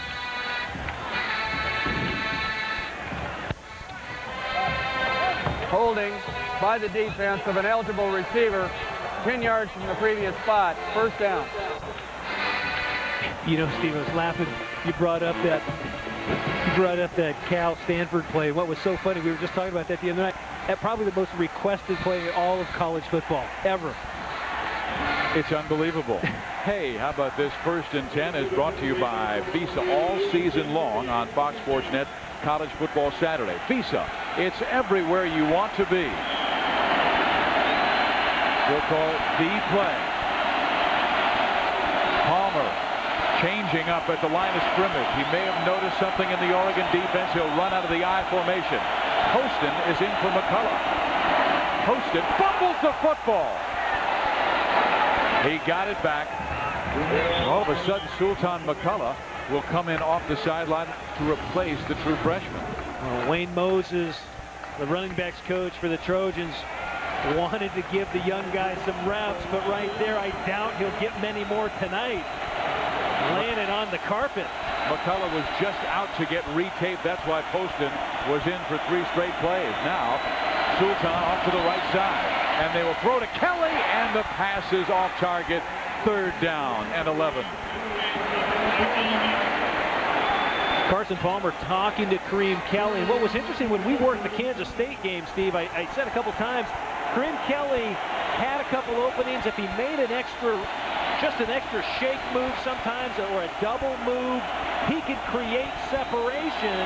And right now you need to create some separation on 3rd and a long 11.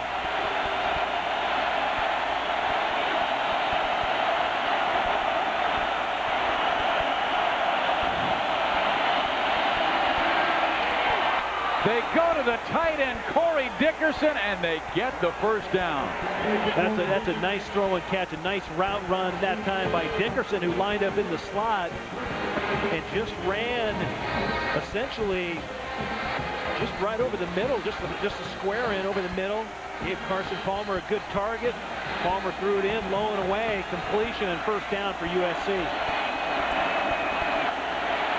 Kelly to the right. Downfield, there's Kelly. First down at the 30-yard line. Now he fumbles, and USC gets it back. Mallard with the strip. Sonny Bird, though, a backup fullback with the recovery. Boy, a skinny post once again. The throw a little bit behind. Kelly does a great job of handling the football until Wes Mallard comes and strips him from behind. Wes Mallard runs so well, you see him catch up to Kareem Kelly. Now Kelly to the sideline. USC has a chance to take their first lead in this game. First lead since they have beat the San Jose State Spartans. And here goes Palmer down. He'll be sacked. Kevin Mitchell, outside linebacker from Mater Dei on the blitz. And Steve, what's great is we're going to get a nice look at Kevin Mitchell from his linebacker position. He ends up blitzing. They haven't had an answer for him all night long. He's come in untouched on Carson Palmer, and I don't know what they're telling Carson Palmer. Hey, just watch number 39 come and get you, but you need to sidestep him once in a while. They played against each other in high school. Mitchell at Mater Dei, Palmer at Santa Margarita. And again with the blitz on, Palmer had to get rid of it before he wanted to. Colbert couldn't break free, so he throws it away.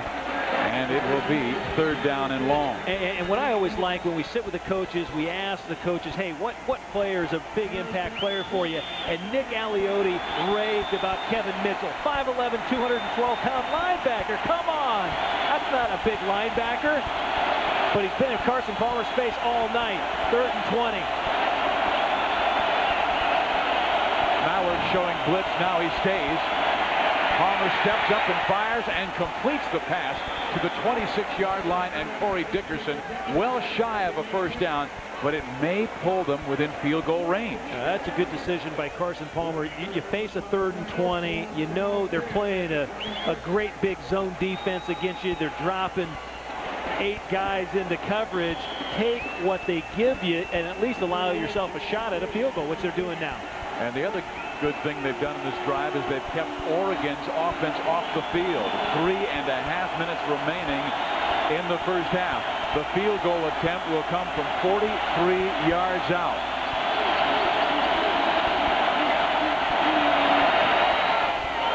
He has it long enough, and it is good. And USC has pulled to within 1 of the number 7 team in the nation.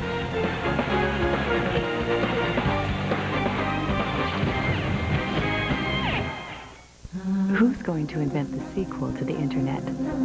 Who'll create the new museums, new treaties, new countries? Who'll create the new wealth? Who'll make art as everyday as coffee shops? And who'll make age irrelevant? Who'll make bridges that feel like music? We don't know their names yet, but we see them every day. USC, University of the 21st Century.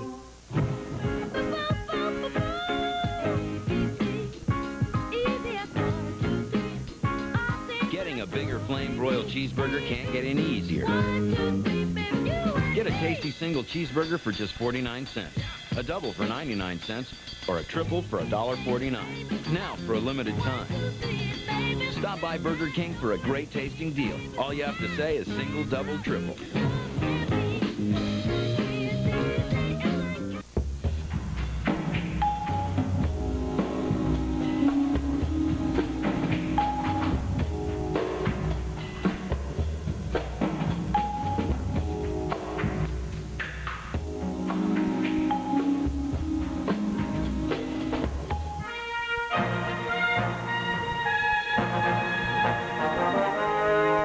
Digital widescreen. Now you can see what you've been missing.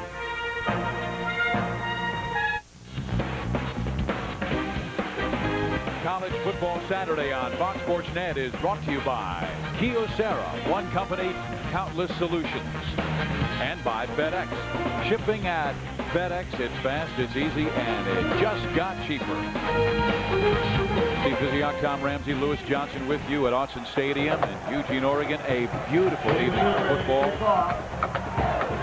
The Trojans just with a long field goal by David Davis.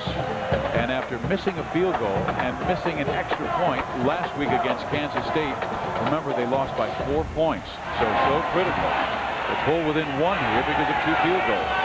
Alan Amundsen will take it at the 1-yard line. He has great speed, and there he goes. To the 40-yard line of the Trojans. They've been working that right return the whole evening. Gary Campbell, the running backs coach, over there to tap his player on the shoulder, but they've written great blocks. All of a sudden, a huge seam opens up. Oh, and Alan Amundsen, one of the fastest players in that Oregon Duck team. He scooted up the sideline for 61 big yards. So Oregon in great shape with just 2:55 to go. They are a team that has always been terrific in their 2-minute offense. Right now they're in the 3-minute offense because 2:55 to go. Ontario Smith is caught and wrapped up. Chris Prosser got in there so quickly. Mike Pollard helped him out.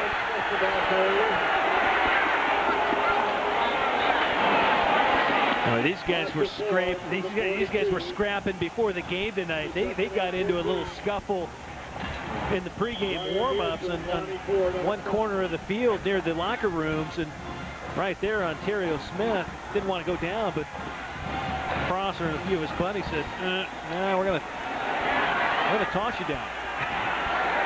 Ontario Smith stays in as the running back, averaging 7 yards per carry. His story very interesting, how he got to Oregon. And Harrington throws, and USC is claiming the foot was out of bounds, but they say no, it was not. Tell you what, it looked like the heel may have been on that white sideline over right in front of the Trojans. I think he was in. It was a heck of a catch. It was a tightrope now. Look at the right foot. Ooh, I don't know. Is that heel down? I don't know. I don't think his heel's actually on the line. No, he stayed on his tiptoes. Yeah. Great camera work. 3rd down. 4 yards to go for the Ducks. Incomplete. 4th down.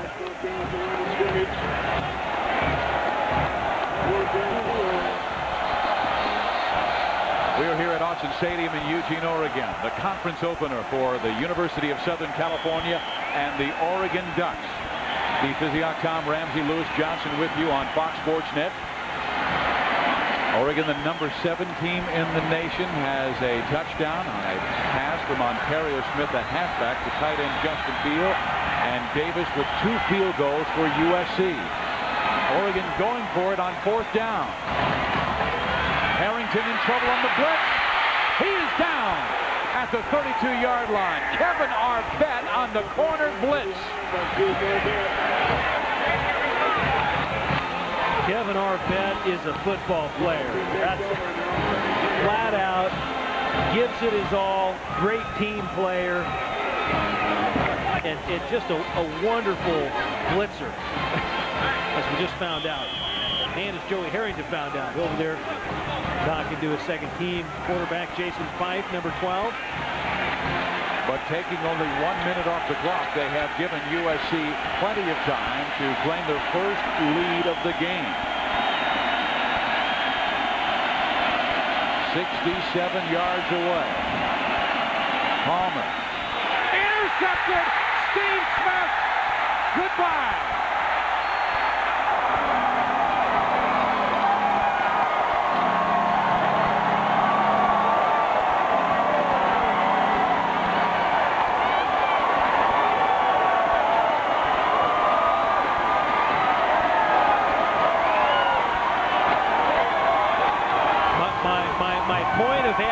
motivation for Nick Aliotti and his defense is that of resiliency. Steve Smith being picked on, all of a sudden he picks one off and takes it 37 the other way. Touchdown Ducks. Mike Pilati, his coach, praising him. He said he's one of the hardest workers on the team. Oregon back in front, this time by 8. Palmer picked off for the second time in the game, and this one is a touchdown. This is Bill. Bill is installing a new belt on his car. The belt he purchased isn't exactly right, but it seemed like a bargain, and Bill's determined to get it on there. Steve Smith trying to catch up to Rashad Bowman. Bowman has the school record with 3 interceptions returned for a touchdown. Smith's on the other side, and he got his pick and ripped it for 37 yards and an 8-point Oregon lead. So every time USC has had a chance, a turnover's hurt. You remember last year, USC was minus 19 in turnovers. You can't win. They were 5-7 last year.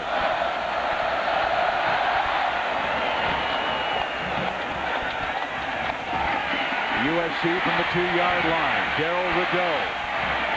Rideau still on his feet. Rideau down the right sideline. And out of bounds near the 43. Coming up at the halftime, it is the Nissan halftime report, and we will have a chat with Commissioner Tom Hansen of the Pac-10 Conference and how high school football in New York has been coping with the tragedy, highlights and stats of this game as well. But I tell you what, Tom, I'm very proud of our Commissioner Tom Hansen. He really took a leadership role with all the commissioners in the country of all the conferences. And here goes Grant Matos, no gain. That's Smith again. Steve saying, don't tread on me. Steve Smith really elevating his play. That's him right here. He ends up running right through the block and right into Grant Matos, taking him down. No gain. Back a loss of 1.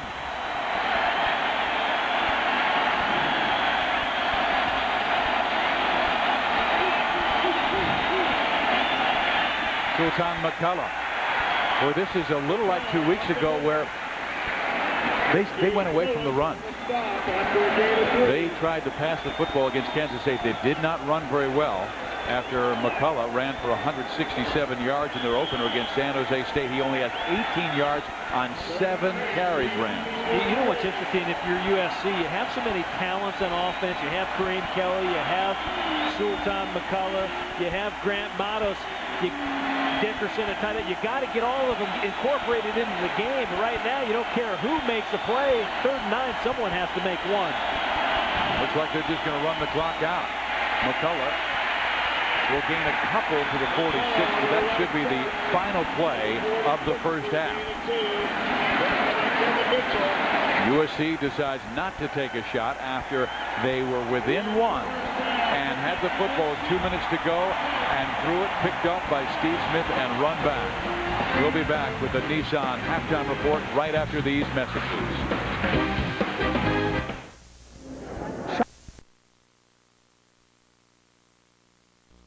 In New York City and at 7 public high schools in Lower Manhattan that were just blocks away from the devastation there at the World Trade Centers. Here is a story by Sam Marciano, who talks about one high school and their fight, their battle, their desire to return life back to normal there in Manhattan. An area symbolizing growth and commerce, Seth Stuyvesant High School. Now, one of the country's finest academic secondary institutions sits amongst rubble and scars. So this is as close to ground zero as we can actually get. Stuyvesant is right back here, and the ground zero is right over here. Yeah, about 3 blocks, give or take. That's pretty close for these kids. It was. In fact, when the kids were coming to school that day, after they saw the first plane hit, some of the kids went over to the area, being kids, and they were actually there when the second plane hit. Just a very surreal scene, because you see this kind of stuff in movies, but you just don't really expect it to happen in real life. To see it collapse was really horrible. Like, you know, inside it felt like it couldn't be happening.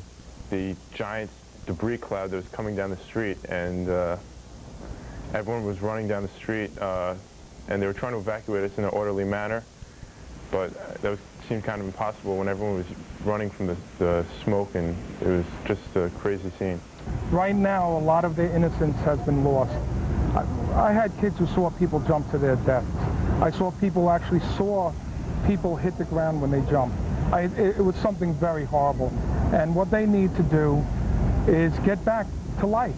Getting back to the old routine won't happen anytime soon. The campus is currently being used as a staging area for the rescue effort and won't open again until at least November.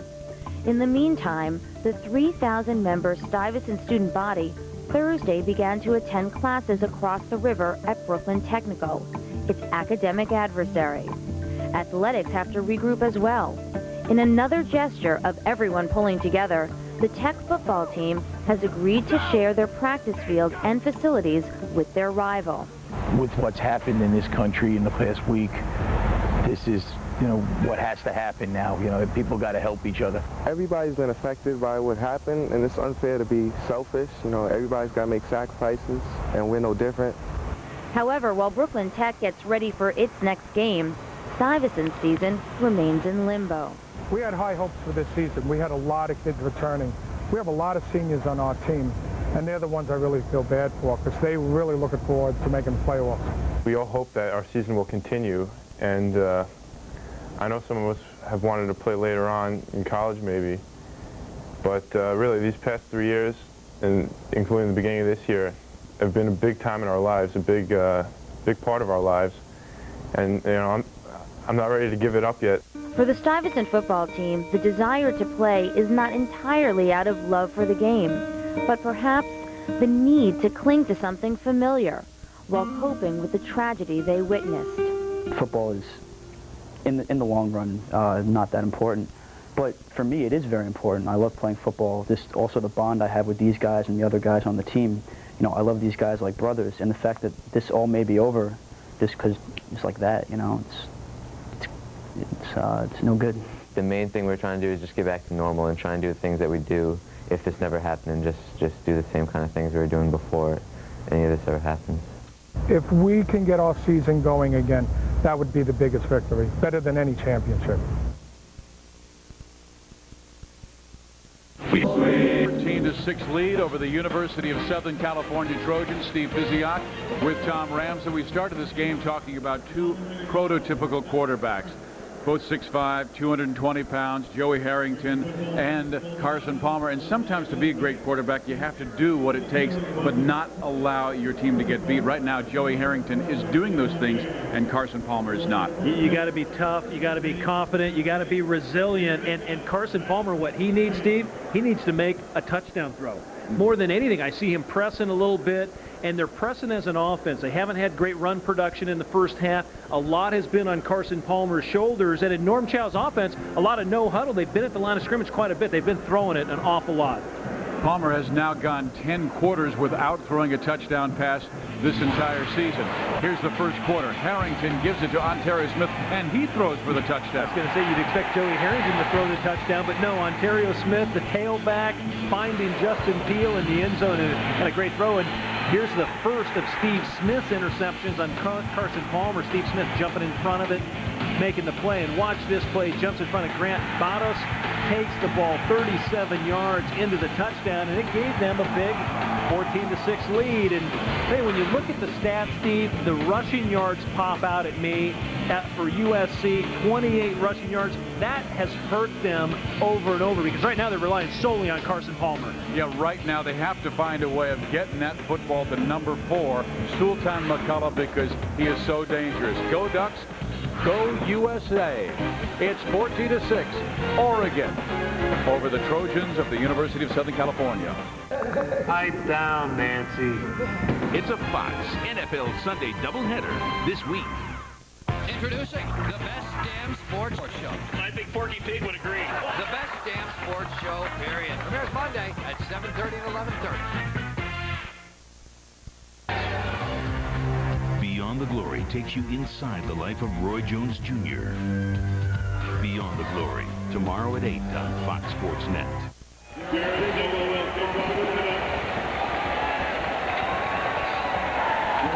Number 7, Oregon, with a 14-6 lead on the University of Southern California.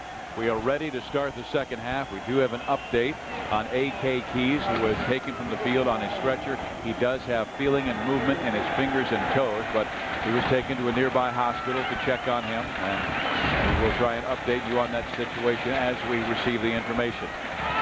Right now, it is Oregon in the first conference game of the year, leading the University of Southern California. Oregon won the coin toss, elected to receive in the first half, so they must kick off.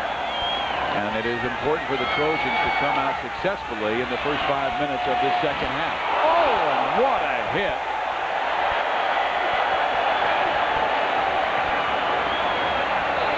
Ramon Reed, a true freshman from Richmond, California. You talk about special teams. This is a special hit.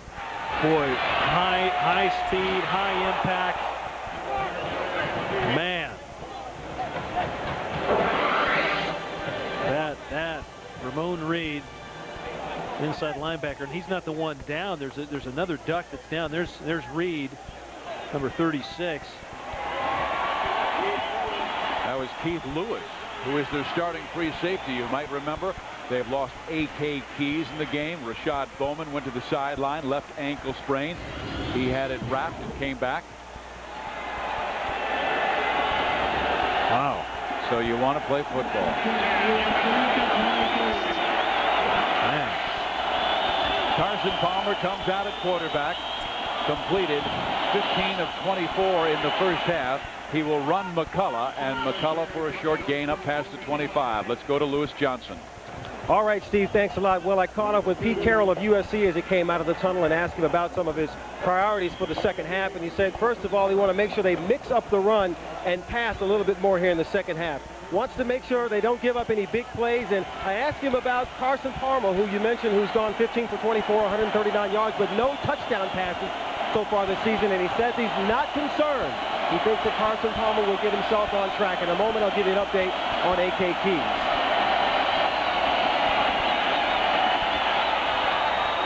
Intercepted by Steve Smith, his third pick of the game. Well, the ball bounced out of Grant Matos' hands. Matos unable to control the football, and it was interesting a moment ago here that Pete Carroll wanted to run the ball more, and you look at what they did play selection-wise early in the first half. They threw a lot of balls. Tip balls are bad news. Tip balls are just, for a quarterback, it's an interception. You have to go all the way back to 1917 to find an Oregon Duck who has picked off more passes than Steve Smith's 3 tonight. Shy Huntington picked off 4 against Penn in 1917. Here goes Maurice Morris to the left sideline, and he is written down near the 17.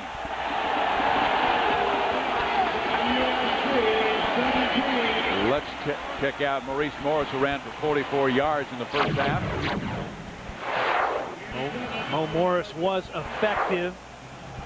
He had a total of 44 yards on only total 6 carries. Long of 26. A nice mix, a nice 1-2 punch. Ontario Smith, the other tailback, only got 1 carry, so Mo Morris getting untracked, and that was a nice little play call just a moment ago, just pitching it out on the wing. A lot of options on second and short. They'll run Morris, and this time he is ripped from behind.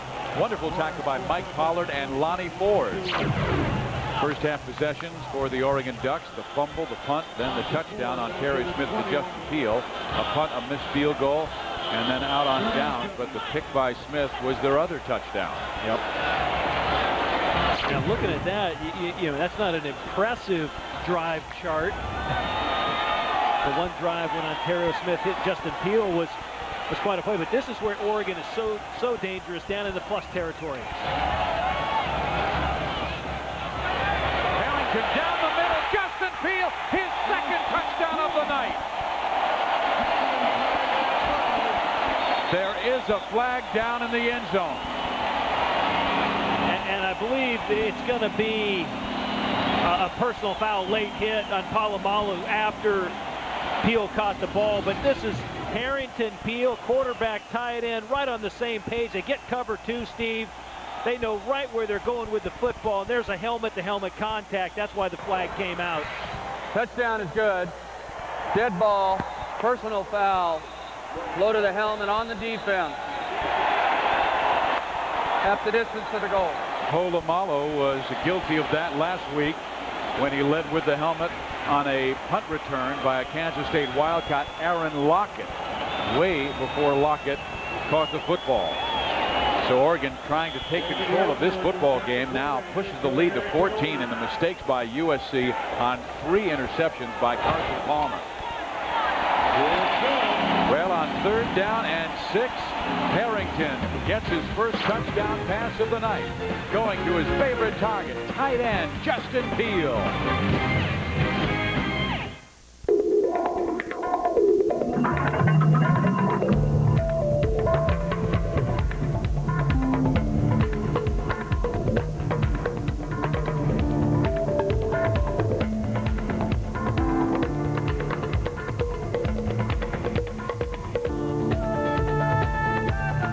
Introducing Motor Trend's Sport Utility of the Year, the Acura MDX, with available navigation system and off-road tracking. One company makes smartphones with wireless web access. Kyocera. One company provides total document solutions for business. Kyocera. One company creates digital cameras the size of a credit card. Kyocera. One company is a world leader in solar energy solutions. Kyocera. One company does all these things and more to improve our quality of life. One company. Kyocera. There's no fuzz on this, Eagle. Donovan shaved with chunky soup. God! No! Mom, we're making a commercial here. Donovan, chunky beef with country vegetables now has more beef. More lean beef to fill you up right. More is good. Mama, you can fill him up right after I fill him up right. Eat your chunky, baby. The Campbell's Chunky Beef Foursome. Now with more beef. College Football Saturday on Fox Sports Net is brought to you by Kyocera, one company, countless solutions. By Warner Brothers' new motion picture Training Day in theaters everywhere starting Friday, October 5th. And by Original Tours. When you're an original, you do it your own way. We come to you from Autzen Stadium in Eugene, Oregon. The Ducks, the number 7 team in the nation, and likely to move up because of the surprising loss by number 6 Florida State today, 41-9 to North Carolina. So here come the Trojans trying to come back in this game with plenty of time, but with too many mistakes. And another penalty, and this might be against the Trojans.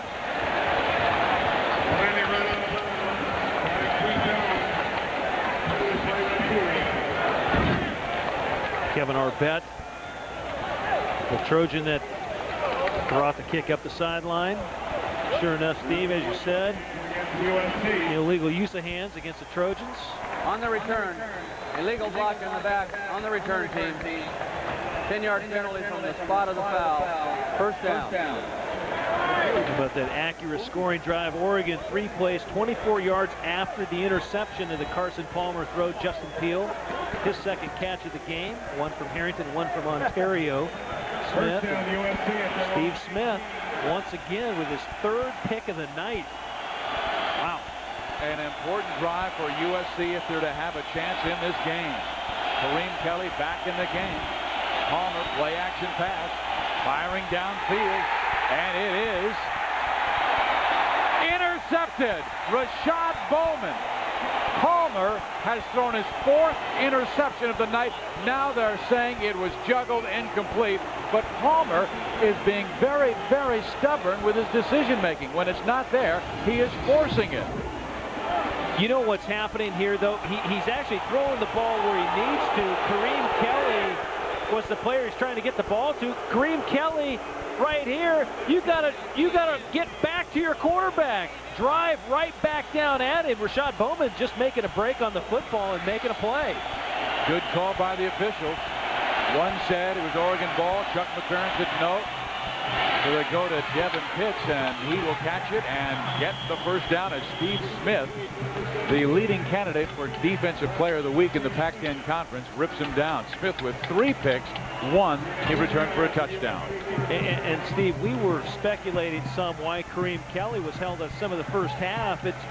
Some of the reasons got to be he lacked some discipline in running his routes. And in this Norm Chow offense, you've got to make the plays and the moves to create separation between you and the defender. I think USC is looking for leadership right now.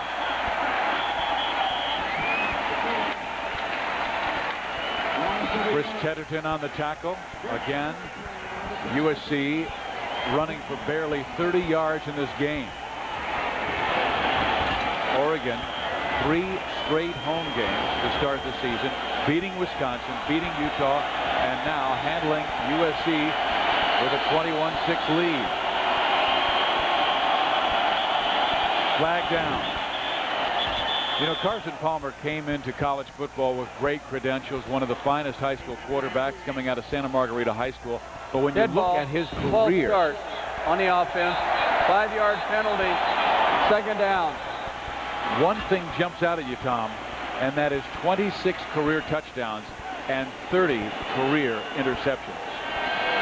Yeah, that's not a number you want it. You want those aren't good numbers. You want a lot more touchdowns to interceptions on that ratio. Before this year, Palmer never had back-to-back starts without a touchdown pass. Now he flips it to McCullough. McCullough has to cover up. 3rd and very long for USC, and there was the kid from modern day, Kevin Mitchell. And Kevin Mitchell, number 39, you said it, Steve, he was all over the play, coming from the outside linebacker position. He just reads it well, fights off the block. Landry, he almost recovers the football. McCullough and Palmer very lucky that ball didn't get picked up by Mitchell. And then right now you got a 3rd down and just huge. 3rd and 25, and the crowd going nuts.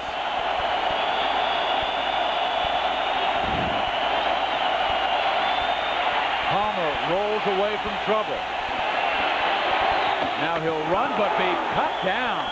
Oh, a similar play 2 years ago.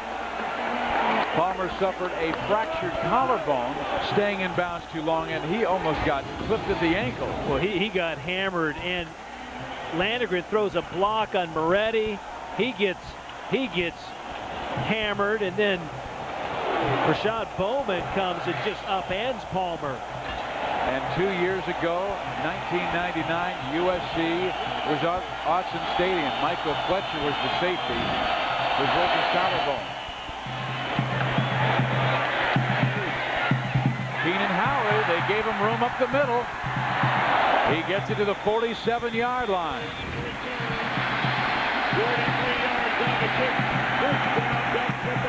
Time out of the field, 10:39 remaining in the 3rd quarter. Oregon 21-6 over USC. We Americans are going through a tragic time. We all have painful emotions.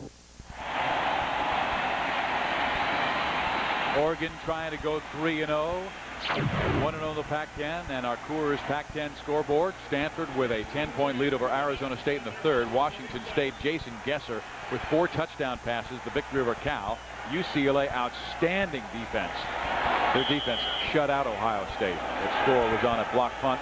Washington 53, 3 special teams touchdowns, and Arizona leading UNLV. Here it is, Oregon football. They run Maurice Morris, and he is past midfield to the 48-yard line. You know, Tom, when we were talking with the Oregon coaches yesterday, both of us walked away from meeting Mike Bellotti and Nick Aliotti and Jeff Tedford and Joey Harrington, the quarterback, and we said, man, they are confident. They really are. Tedford amazingly said, you know, we need to be patient with our run game. And when an offensive coordinator says, hey, we need to be patient with our run, you know, don't get frustrated. SC's going to make some plays, but what does he do? First 2 plays, he goes bomb left side, bomb right side. They got a lot of firepower in that offense. Harrington couldn't find his man, so scrambles and gets close to a first down. It appears he'll be 2 yards shy, but somebody went the wrong way.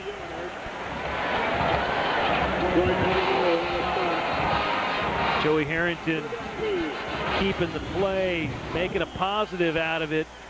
Not sure if it was a designed quarterback draw of sorts. Frank Strong gets blocked.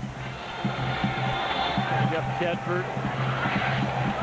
Man calling the plays right there. There's Jeff Tedford, and former quarterback himself of the Fresno State Bulldogs years ago. One of my contemporaries, and Fresno State had a great year. Morris ripped down from behind by Chris Prosser, the outside linebacker.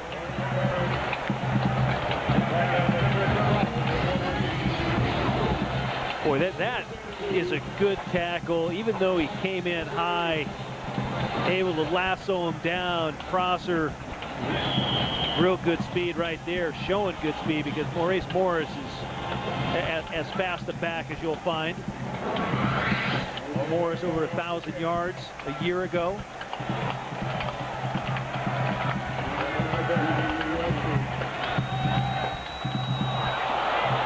Arroyo's punt stays in bounds and takes an excellent bounce inside the 5-yard line. How about that? It looked like it was going to go out of bounds to the 20, and it hit perfectly. And Arroyo with an excellent punt of 39 yards inside the 5.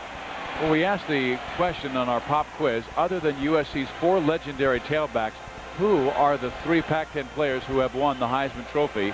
Well, Gary Beeben was one, 67. Terry Baker of Oregon State and Jim Plunkett of Stanford in 1970. All quarterbacks. And Joey Harrington is a Heisman Trophy candidate this year. He has thrown for 6 touchdowns in the season, 1 tonight. And again, Oregon handling the USC ground game. There's David Moretti, came in with that cast on his right hand because of a broken thumb he suffered in the Wisconsin game. It hasn't slowed him down. Yeah, the defensive strategy Nick Aliotti has incorporated has just been one. They've been aggressive when they've needed to. They've laid back, played zone when they needed to. And right now they're asking the crowd to get into it. That just makes it doubly hard for Carson Palmer and that Trojan offense. Aliotti's defense has held McCullough to 14 yards on 12 carries. Palmer to the air, completes it to Kerry Colbert, out of bounds. Shy of the first down by about 3. So Kerry Colbert, who came in with just 1 catch for 7 yards on the year.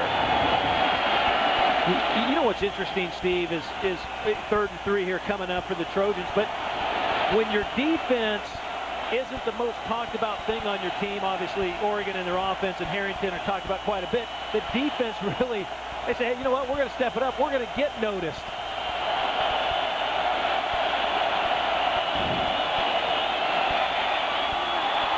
Again, Colbert with the catch, his 5th catch of the game. I believe he was down.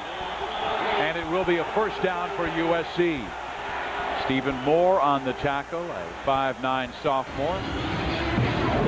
Check out Colbert, comes off the line of scrimmage, and you know, right there you just need to break a little bit, create a little more separation. He was down when Moore tackled him, and SC right now needs a score on this drive. They got to get down and look at Kerry Colbert, 33 catches last year, the true freshman.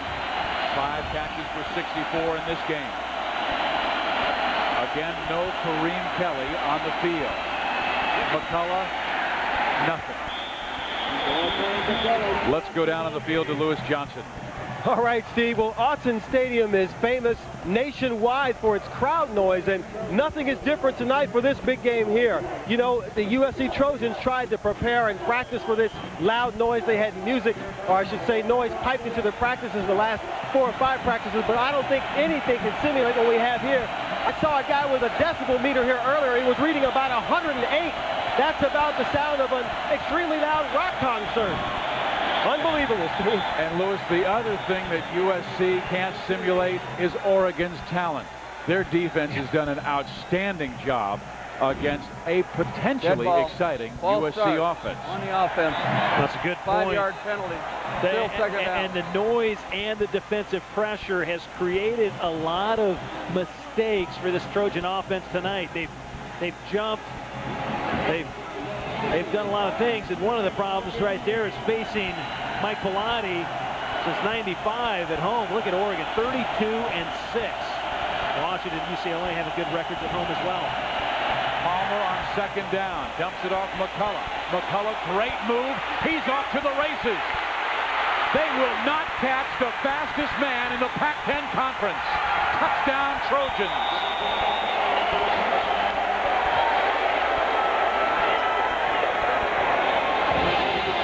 I believe they're going to get him for excessive celebration. Somebody. You know, the one thing I like about college football is the celebration. That's what's so great about the game, and the difference than the one on plays on Sunday. McCullough saying, "Okay, fans, we're back in it." Boy, watch the screen pass. Sultan McCullough puts a little move on Steve Smith, and then he just hikes it right up the field and just flat out outruns everybody. Touchdown is good. Touchdown is good.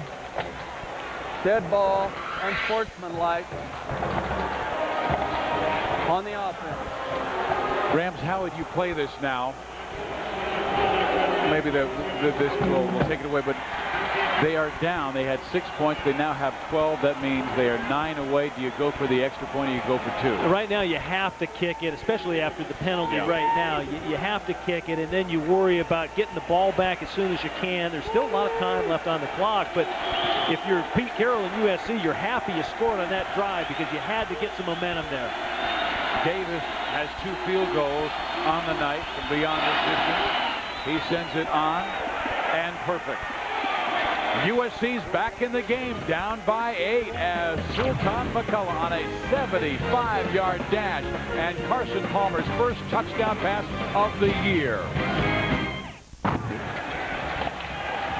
A gorilla off that Trojans back. Carson Palmer had gone 10 straight quarters without a touchdown pass this year, but a 75-yard toss to Sultan McCullough, and their Acura scoring drive, 95-yard drive that took just 2:12. Boy, can McCullough run. When he got in the seam and the other guys had angles on him, he just flew past him.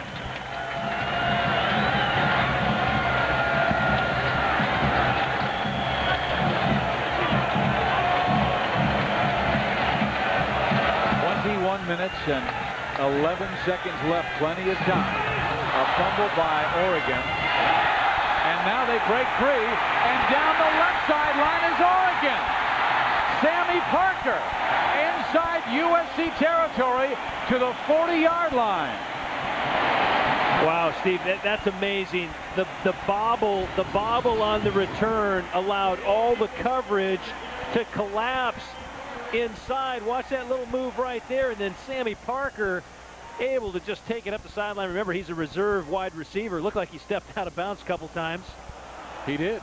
He got up the field. Yeah, they're gonna bring it back. Yeah, he was tiptoeing and stepped out right along that sideline, right about 41. But USC taking a step forward and then another back. Remember, after the field goal, they got the football back. Palmer threw the interception. Steve Smith brought it back. So they go down the middle, and they had Josh Line wide open, the fullback, and Line couldn't hold on, or it would have been a first down at the 43. Josh Line getting popped, too, right at the end. Troy Polamalu, watch this. You don't come down with it, you still pay the price. Joey Harrington just rifling it right down the middle. Line bobbled it just a little bit, knowing he should have caught that ball. 2nd and 10. Trojans need to put pressure on Joey Harrington. Right now showing a 5-man front, and they blitz. Harrington will send the screen on Terrio Smith. Fighting for the first down. Oh, you got to like the effort. Ontario Smith, new into the Oregon program, transferring in from the University of Tennessee, and that's one special player right there.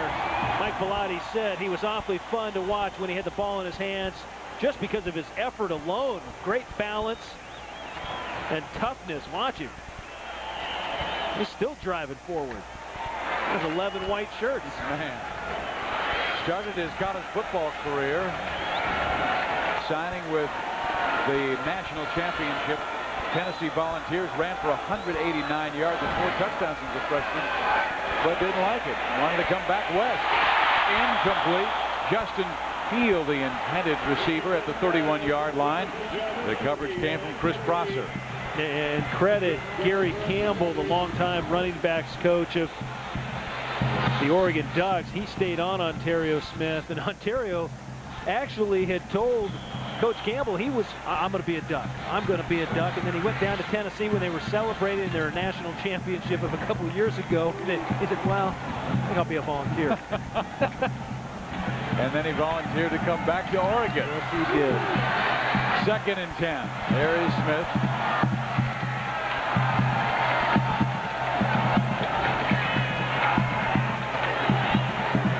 Incomplete. Let's go down on the sideline and Lewis Johnson. All right, Steve, thanks a lot. A very important update on Duck cornerback A.K. Keys, who we saw go out in the first quarter on a stretcher. Concerns about an injured neck, but we have good news to report. There is no fracture, no damage to his vertebrae. We understand that Keys is still in the hospital. He'll remain there for evaluation. We think he might be watching the game there in his room. So, A.K., we're glad to hear the good news, and I wish you a speedy recovery. Steve? God bless you, A.K. Keys. Best news of the night. 3rd down.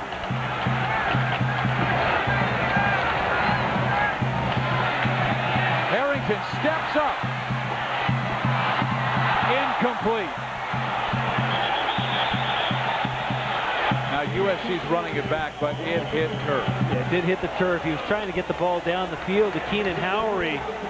Harrington did a nice job stepping up in the pocket and keeping the play alive and firing the ball, but it did get tipped. Watch it. The ball gets tipped. It might have. Oh, you know what's interesting, Steve? Did it hit turf? Boy, I tell you, it might have hit Keenan Howery's foot. But the referee said, no, hit turf, incomplete. Kind of like baseball. It's only a strike if the umpire calls it a strike.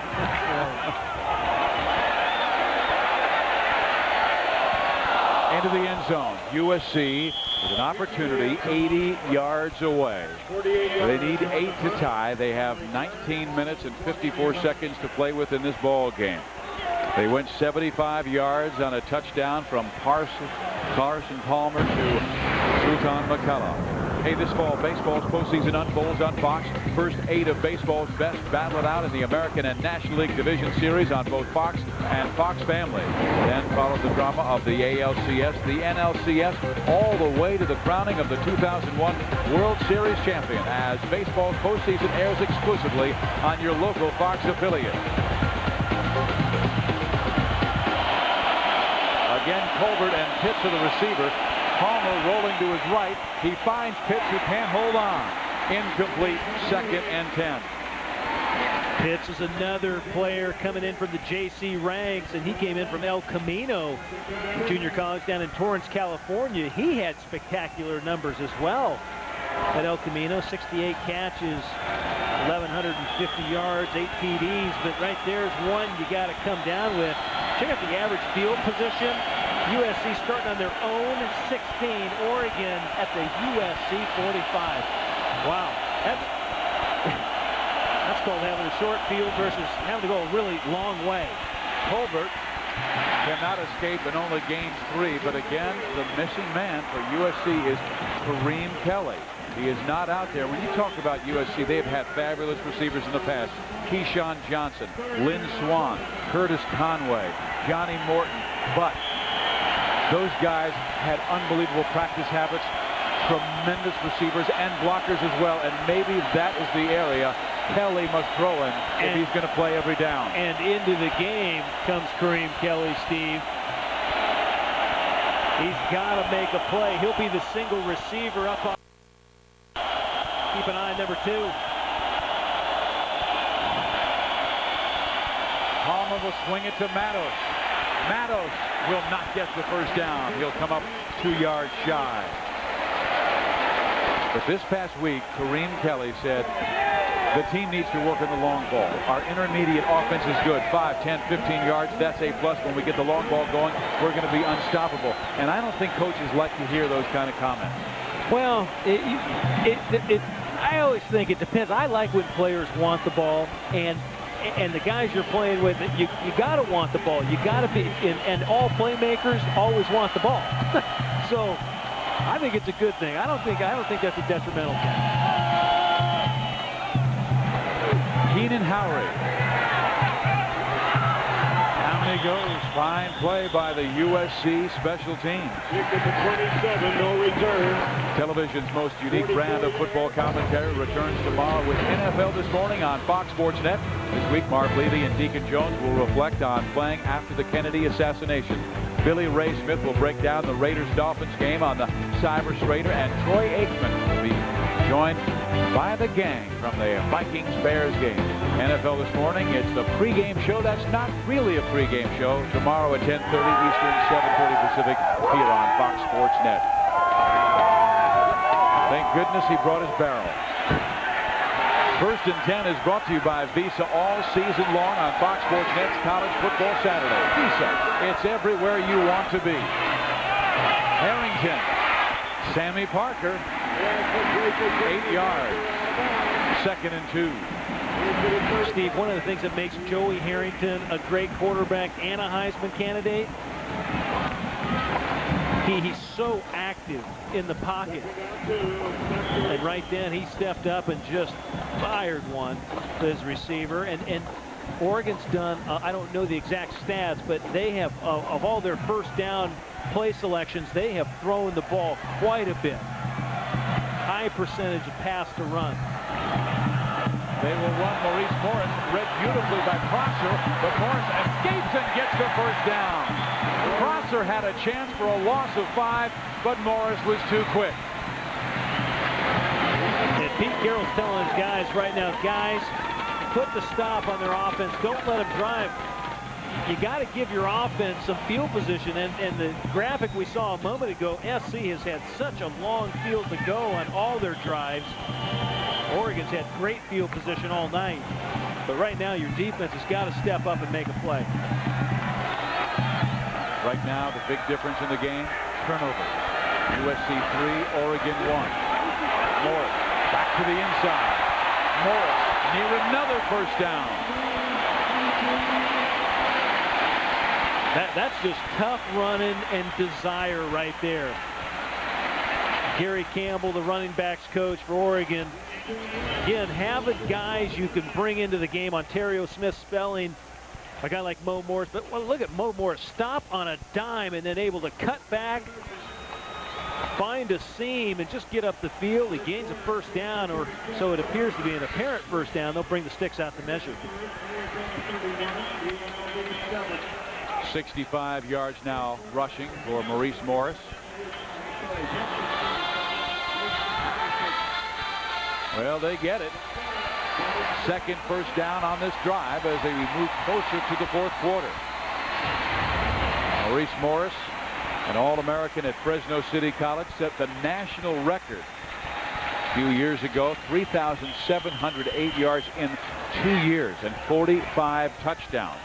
He is out of Chester, South Carolina, and when he moved to Eugene, his family, which is of 17, mom and dad and 15 kids, they all moved to Eugene. His dad a minister. That's a big moving truck, I'll say. Ontario Smith trying to get outside, cut from behind and ridden down by Mike Pollard. Ontario Smith never got started there, and Pollard from his middle linebacker position. Steve, it was kind of a slow moving play developing. Looked to be kind of a tackle, kind of a counter. It looks like Ontario Smith is getting his cleats worked on a little bit, or he may have come out of his shoe. I don't know, one or the other.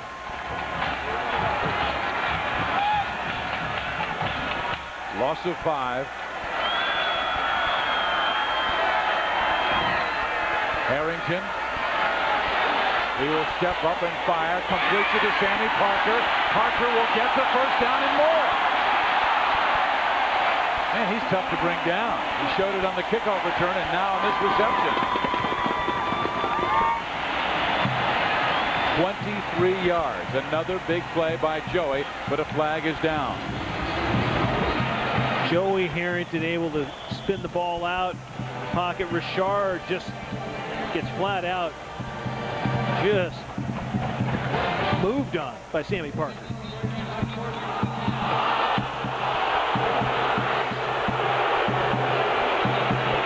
The crowd does not like the unsportsmanlike conduct penalty against Oregon. So Joey has to move back. And Steve will recall at our Fox Sportsnet seminar, Chuck McFerrin, head of the referees out here, and the referee tonight said, you know, there's going to be a crackdown on taunting. They don't want the taunting aspect as part of the game. They've really cracked down on it, and I'm all for it. Shouldn't be a part of the game. You got, you know, guys gain 8 yards and they get excited. They jump up and down and act like they won the Super Bowl. No, it's an 8-yard gain. Go back to the huddle. It still is a first down because the penalty was thrown after the play, after Sammy Parker was down. 1 minute from the fourth quarter. Alan Amundsen. Pollard playing a nice game. That is second time he has wrapped up a running back. This time he will lose him, and Amundsen gets about 3. USC looks a bit frustrated right now. Watch, Pollard wraps him up, but he doesn't bring him down. That's kind of like a calf roping move. Good presence by Chris Cash here to finally bring down Amundsen. Gary Campbell, running back coach, saying, way to go, Allen. Way to sit down on the job and get up and keep going. 2nd and 8. Harrington. Incomplete. Chris Richard. The crowd wanted pass interference, but Richard went after that football around the left side. Steve, this is like great. This is great protection. And the throw, you see, the defender came in late. The crowd wanted a flag. That's just 2 athletes going for the football. That's a good play by Richard. I think it's a good play. I don't. Ball was a little underthrown, but there was a collision near the line of scrimmage that was just unbelievable. Ontario Smith, boy, just put the hammer on one of the rushing defenders. 3rd down facing Oregon. Jason Willis back in the game off left side. Harrington wanting to throw back left. For Willis, incomplete. 4th down.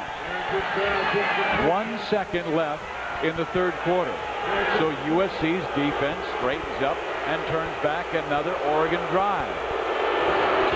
Well, USC's defense finally stepped up and stopped them and may get the ball in relatively good position. Arroyo's been awfully difficult tonight. Actually done a nice job punting the ball, making it difficult for the punt returners of USC. Kevin Arbett is the one back deep. He's out of Pasadena City College.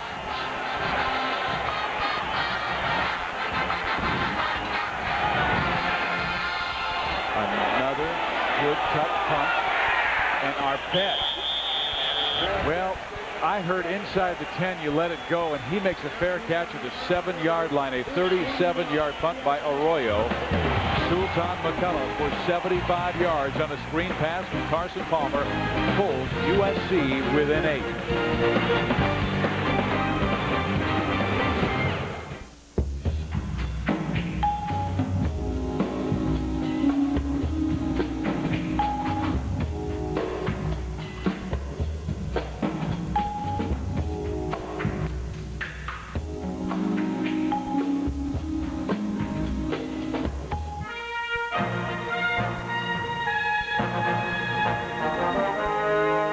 Digital widescreen. Now you can see what you've been missing. There's no fuzz on this, Eagle. Donovan shaves with chunky soup. God! No! Mom, we're making a commercial here. Donovan, chunky beef with country vegetables now has more beef. More lean beef to fill you up right. More is good. Mama, you can fill him up right after I fill him up right. Eat your chunky, baby. The Campbell's Chunky Beef Foursome. Now with more beef. Get down in the dirt. Get down on the dunes. Get down on the trail. Get your monthly payments way down. As low as $69 a month and no down payment with a Honda card. Or get low 6.9% financing and no down payment on any new Honda ATV. Get down-to-earth deals. And now at your Honda dealer, they've got even more reasons to give you special deals on all 01 ATVs, but only till September 29th. In this time of need, the American Red Cross is profoundly grateful for your generous outpouring of support. A long period of uncertainty and recovery awaits us all. Please, maintain your resolve to donate blood. Call 1-800-GIVE-LIFE to schedule an appointment, and please be persistent. Again, call 1-800-GIVE-LIFE. Together, we can save a life.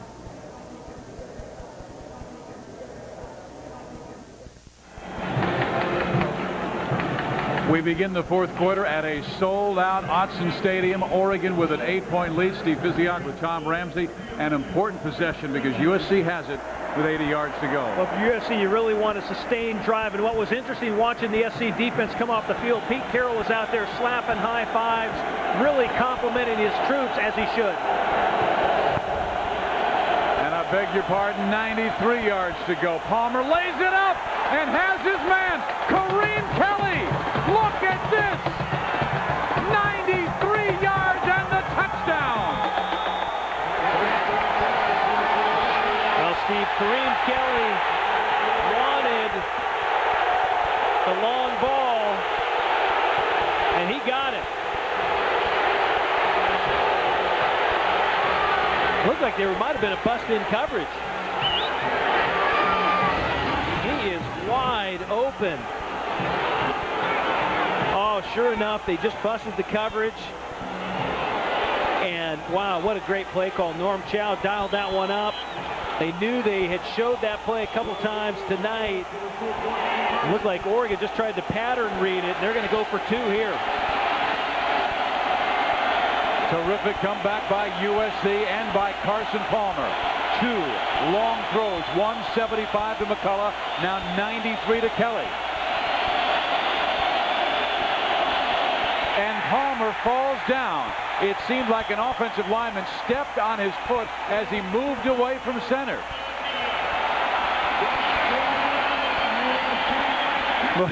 If you're Carson Palmer, you're probably wondering to yourself, can I buy a break?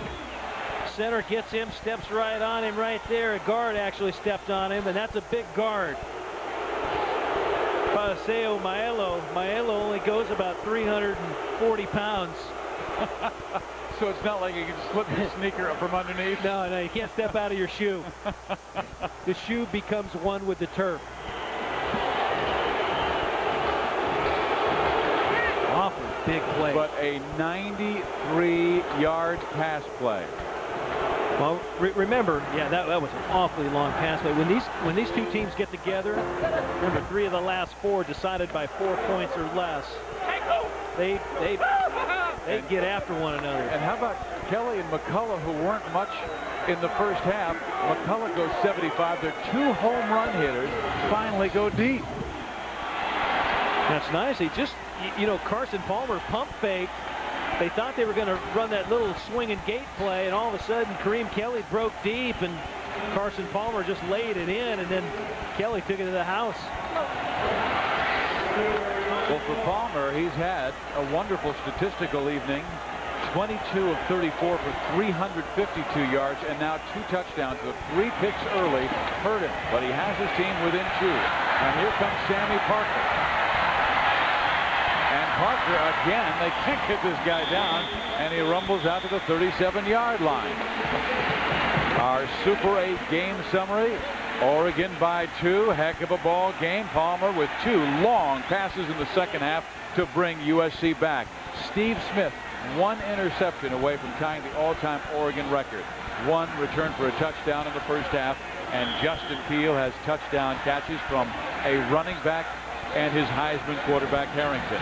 So Palmer with a pat on the back as he has come back from, well, a rough first half. Steve Sarkisian, the former BYU quarterback, was the one tapping him on the shoulder there. Sarkisian came along with Norm Chow. He had hard teaching this offense to the Trojan players, and that's what Carson Palmer needed. He needed some long touchdown throws that made a difference, and right now they're right in the thick of the game. 21-19. It was 21-6. It was all Oregon. Didn't look like USC had a chance. But then when Palmer hit McCullough, he made a terrific move on Steve Smith and said goodbye to everybody. All of a sudden, Trojans are right back in it. They have so many weapons. And that is what I admire about Pete Carroll. I think what he's trying to do is he wants to find out who are the leaders on this team. And he doesn't care how talented you are. Step up. Well, and one guy right there just stepped up and put a big hand in the air. Guy who hasn't seen a lot of action, Bobby DeMars, number 91, was able to climb the ladder and bat that Harrington pass away. And he's a guy that really hasn't played a whole lot in his whole career at USC. With Udeze and Cody, both freshmen, one a redshirt, one a true, they wanted to get some seniors out there, and DeMars is just that, a senior. Harrington stepping up. Broken up. That was Troy Polamalu. When you go down the field, Steve, against USC, Troy Polamalu, Mike Pilati said he might be the best football player he's seen on film in an opposition, and you see him break on the football, makes the play, bats it away from the tight end Justin Peele, and just a heads-up play by number 43. So it is fourth down, punting situation for Oregon, and Jose Arroyo just laid down. It looks like he must have cramped up on the field. He went back to get ready to punt, then all of a sudden he just fell on the ground, and you can see the way he is stretching his calf, that was indeed the case. How does a punter get a cramp? Because he didn't stretch out on the sideline like his coaches told him to. I'm sorry. You know how I feel about these kickers sometimes. I mean, he stepped in.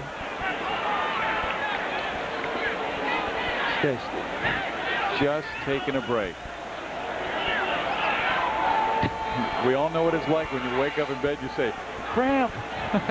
Start beating on the pain in your thigh or your calf. Oh. And that's what they're trying to do. Jose Arroyo has just done a wonderful job, so there is a timeout on the field, but a great comeback by USC, down by 15 points, and they've cut it to 2. You know, USC has always been considered one of the top 2 or 3 most talented teams in the Pac-10, but they underachieved in the Paul Hackett era, an offense that only scored 26 points per game, gave up 28 last year, minus 19 in turnover. Hey, next week on College Football Saturday, presented by Kyocera, it's a Big 12 showdown as Texas Tech takes on Heisman candidate Chris Sims and the 5th-ranked Texas Longhorns. It all begins at 7 o'clock Eastern, 4 o'clock Pacific, right here on Fox Sports Net. And Steve, you mentioned last year under Paul Hackett and talking about USC, what they weren't able to do. They were the #1 penalized team, #1. So that was a whole discipline issue. And then turnover margin, they had. They were minus 19. They were minus 19, and that was dead last in the Pac-10. We got a new punter from Granite Bay, Oregon, his first ever. Eric Evans. Not bad. He gets a good roll. To the 24, Eric Evans, way to go when you had about 30 seconds to think about it. But Eric comes through, and Oregon with a 2-point lead, but USC with the football when we come back. We have got to cut costs, people. Ideas. We could open an account on FedEx.com, save 10% on online express shipping. Okay, how about this? We open an account on FedEx.com. We save 10% on online express shipping. Wonderful. That is wonderful. You just said the same thing I said, only you did. It's a Fox NFL Sunday doubleheader this week. We haven't seen too many long sustained drives by USC. They have been the big play team in their comeback. 75, Palmer to McCullough, the fastest man in the Pac-10 conference.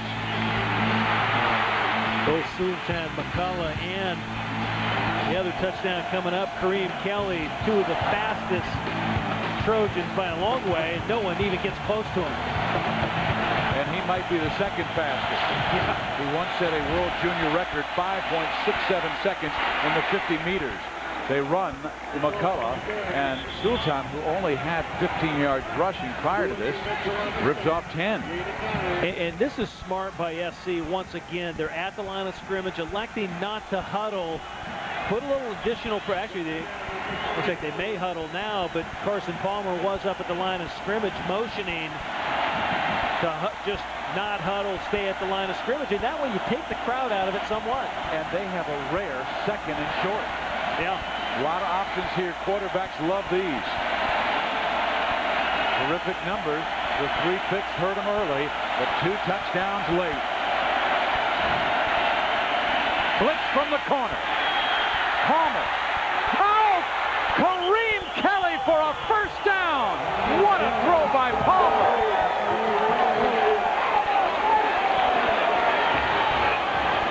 Oh, that's a nice throw and a nice catch. And gain of 46. Carson Palmer, watch one-on-one Steve Smith, who's had a stellar night. 3 interceptions against Kareem Kelly, and look at his burst right there. He just is able to separate from the defender and come down with the ball. Nice catch. Within field goal range, plenty of time left, 12 and a half. Palmer, shotgun. McCullough. You know what? It looked like he was trying to run. Took his eyes off the football. Tried to run before he caught the ball, didn't he? And he had a chance to gain about 5 more. That's all right. They got to throw him a couple balls out there. Saladin, his brother, was an Oregon Duck running back himself. This is the greatest total ever for Carson Palmer in a single game in his career. He had 350 against UCLA. And he has 401 yards passing now. Blitz again from the corner, and Palmer is drilled back at the 25. Steve Smith with 3 interceptions and now a sack. The 5th sack by Oregon tonight. Nick Aliotti, Steve, just really creates problems. Watch Smith. He's going to come in off the edge, off the corner. He sneaks in. No one sees him. He comes unblocked. That's a great defensive call because Carson Palmer didn't have his eyes all the way over on that corner. They run McCullough. McCullough goes down at the 22, so they got it right to the middle of the football field. And I was just going to ask you, do you go for field goal position here to take the lead, or do you go for the first down? I think you go for the lead. I mean, on 3rd down, on the prior play. Well, yeah, they set it up. They wanted the ball in the middle, and I think they're thinking, you know, 3rd and a long way. If it was 3rd and short, you'd go for it, obviously, but the 3rd and distance, you want to set up your kicker. USC going for the lead for the first time since Game 1 against San Jose State. David Davis, dead, solid, perfect, and the Trojans have their first lead of the game. We've got a contest in Eugene, Oregon. Number 7 Oregon now down to the University of Southern California. Jaguar.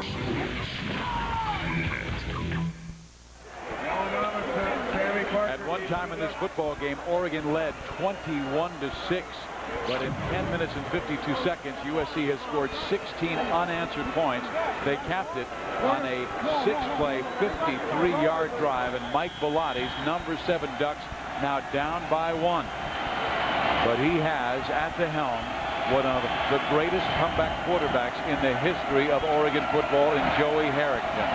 They call him Captain Comeback. He has 10-20 to work with. Alan Amundsen at the goal line. Amundsen still on his feet. Down to the 38-yard line. The final man, the kicker, David Newberry, stopped him. 62 yards on the Amundsen return. Boy, you know, when you're Oregon and you need a play, somebody comes up and makes a big play. Great execution on the return. Alan Amundsen keeps his feet. And he's a pretty darn good running back, too. But a great burst right there and get through the seam. And then he takes it up the field and breaks a couple arm tackles. Kicker finally over trying to give him a little trouble and finally brought down. And the Trojans, outside their field goal kicker Dave Davis, have suffered on special teams play tonight. Ontario Smith caught from behind after a 3-4 yard run. Harrington has led this team on a lot of fourth quarter comebacks. 7 comeback victories in his career. 16-2 record as a starting quarterback, and he brought his team back from behind 3 points to the Wisconsin Badgers in game 1 this year. It was a Harrington run for a score. That game, watching the film of that game, they were just up and down the field. Harrington does have a real specialness to him. He'll swing it back, and look at that play. Coming up with a huge play is Chris Cash, the cornerback from Stockton, California. That's a nice play by Cash, Steve, in that he reads the play, he sees the screen, and he's able to break on the football and leave his other responsibilities, come up, make the play in front of him. That's a nice play by Cash. And one reason that Harrington has only thrown for 117 yards is that secondary. It seems like it's Cash, Richard, Simmons, Polamalu making every single play. And our bet, number 30, the nickelback, he's made some plays as well. They're just 2 for 10. They were 0 for 9 last week, 2 weeks ago against Utah. Now the pressure and the sack. Omar Nazel.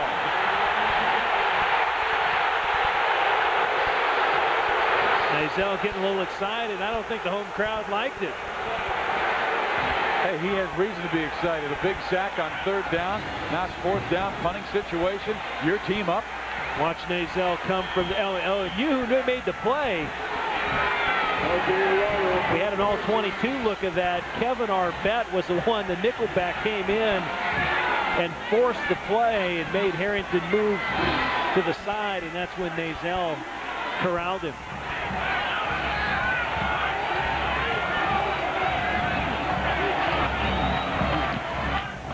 Jose Arroyo back healthy with the punt, and a beauty, and they down it inside the 5. He got rid of the cramps and drops another dandy. Jason Willis with the save. Jason Willis, you know, what's amazing about Oregon, they take great role players.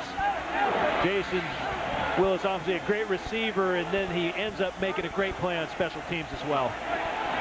It's the news show everybody's been talking about. A great sports show featuring comedian who has a die-hard sports fan and a bunch of ex-jocks who really know the game. Premiering Monday at 7:30 and 11:30 only on Fox Sports Net. From the 3. Or the middle of that defense has played mighty strong against the run. They've given up 400 yards passing in this game, but they stuffed McCullough for no gain, and Wesley Mallard is in the bottom of that pack. Oregon's win streak in danger. They've won 22 consecutive home wins. Their last loss, October 11th, 1997 to UCLA, 39-31. Bruins won today over Ohio State. What a defense the Bruins showed today. Yeah, Robert Thomas, Marcus Anderson and company really held Ohio State in check, only 8 first downs. They run McCullough again, ridden down. Oregon's defense playing a little bit like the Bruins today against the Buckeyes. David Moretti in there, the middle linebacker. Interesting, Norm Chow, 2 runs right up into the middle of that Oregon defense, and you think Carson Palmer with a little bit of a hot hand, I'd let him throw. Now it's an obvious passing down. Palmer's numbers, Tom, 24 for 36, 400 yards passing. Kareem Kelly right here at the bottom of the screen. Palmer escapes, dumps it off. Very close to a first down. I believe he has it. Charlie Landrigan, his fullback. And Landrigan may have cramps. Charlie Landrigan got hit awfully hard, Steve.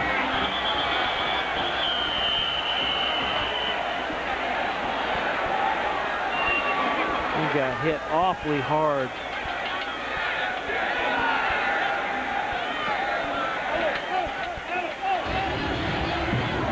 Carson Palmer, watch him just keep the play going in the backfield here. He steps up in the pocket. He eludes a rusher right there.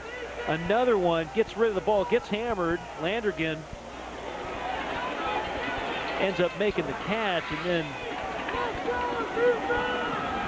gets up the field. I just thought he had hurt his hip or something, but he wants help up. And he is hobbling and trying to go back to the huddle. Now he will come out of the game. Watch Landrigan, he's one of the captains, and boy, he took a hard hit. Moretti there, Kevin Mitchell there, Keith Lewis there. Some of the best tacklers of that Oregon Duck defense. First and 10 is brought to you by Visa all season long on Fox Sports Net's College Football Saturday. Visa, it's everywhere you want to be.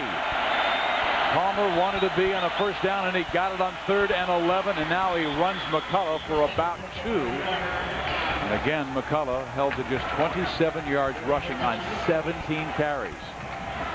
Sultan McCullough, they figure, you know, if you give him the ball enough times, he might spring one. And based on his numbers from a year ago, over 1,100 yards, that's very possible. Look at that second half. Yeah, Carson Palmer putting some big numbers up right there.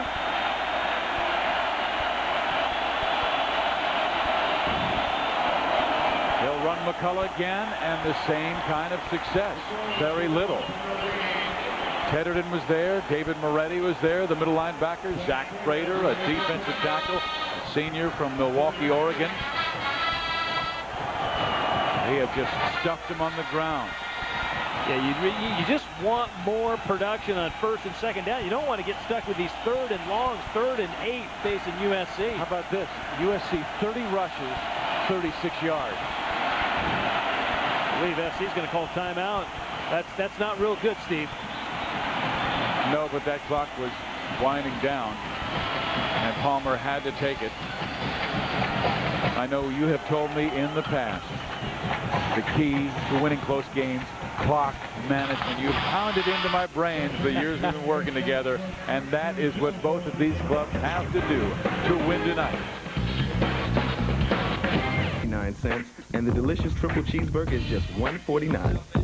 Be you. Be here. Be satisfied. Be what you do. Be king for you. King for you. 5:04 left in this game. USC by 1. A 3rd down. And an important 8 yards to go for Carson Palmer and USC. Play action. Roll right. Grant Matos. They say incomplete, out of bounds.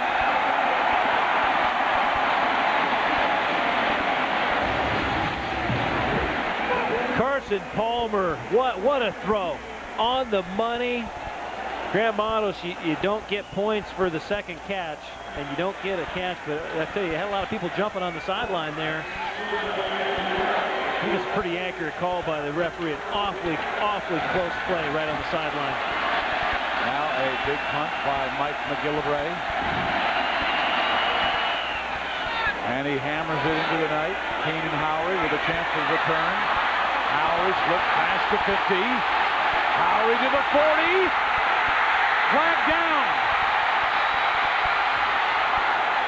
Oregon has it at the 4-yard line, but a big flag may bring it back.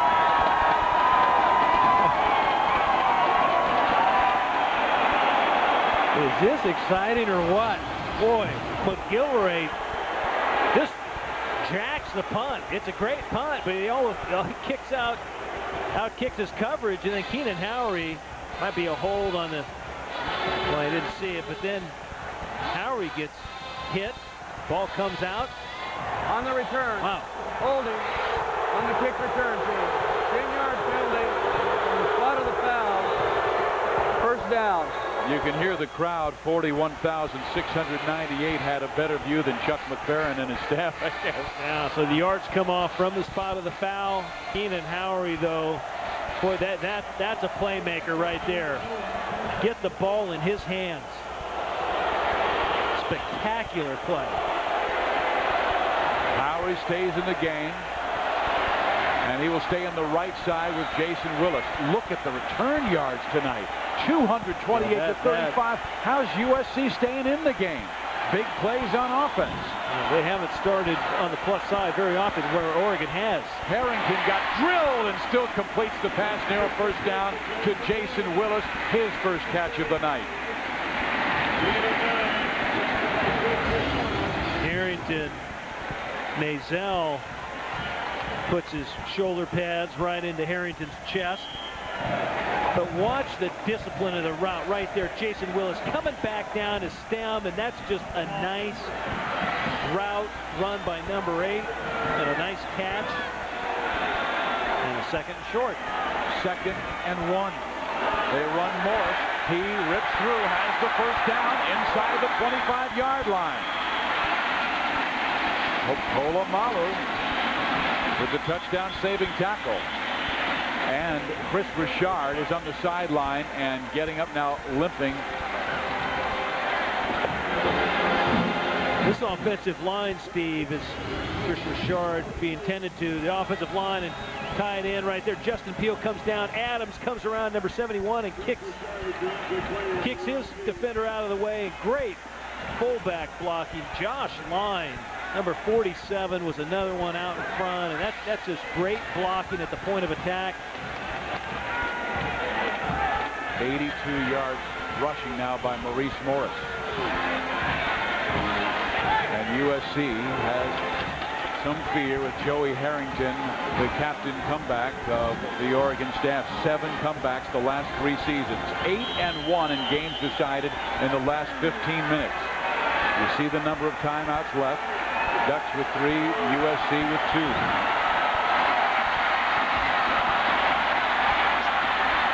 He is the cool man Luke. Hands off to Morris. Morris to the 20.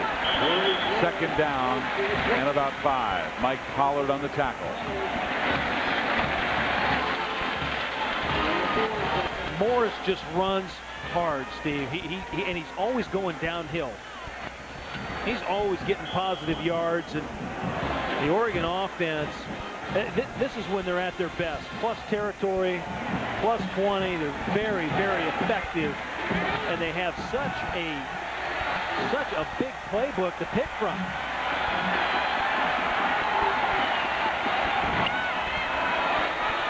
Somebody misstepped, and they've got Harrington way back at the 27-yard line. Something miscommunicated between Maurice Morris and Joey Harrington. It looked like Morris turned the wrong way, and then Joey said, I've got to keep it. I can't risk this. Well, that's an experienced quarterback there. Running back slips. Just try to get back to the line of scrimmage. If you can't, try to get near the middle of the field. Give yourself a play.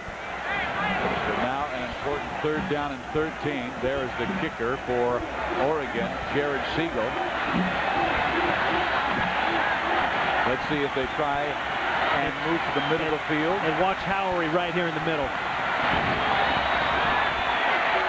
They run it to Morris. Morris will not get the first down. He will have to get to the left hash mark, and that is where Jared Siegel will come on now to try and give Oregon the lead. It's going to be David Rosenberg instead of Jared Siegel. So a new kicker for Oregon. Siegel, who had made 3 of his 4. And I think it's Rosenberg, Steve, that has a little stronger leg. He picked the last extra point as well. So we'll have to check on Siegel, though. This kick will come from 43 yards out. It is partially blocked. And the Trojans will get it with 1:21 left. And Pete Carroll says, my gosh, we've got a chance.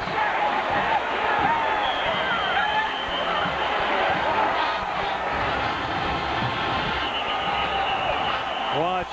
It looks like Bobby DeMars, number 91, came from his defensive end position.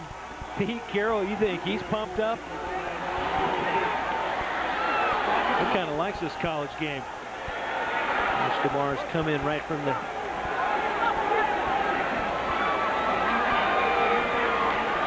Boy. They have 3 timeouts left. There is an injured duck in the field. It is Corey Chambers.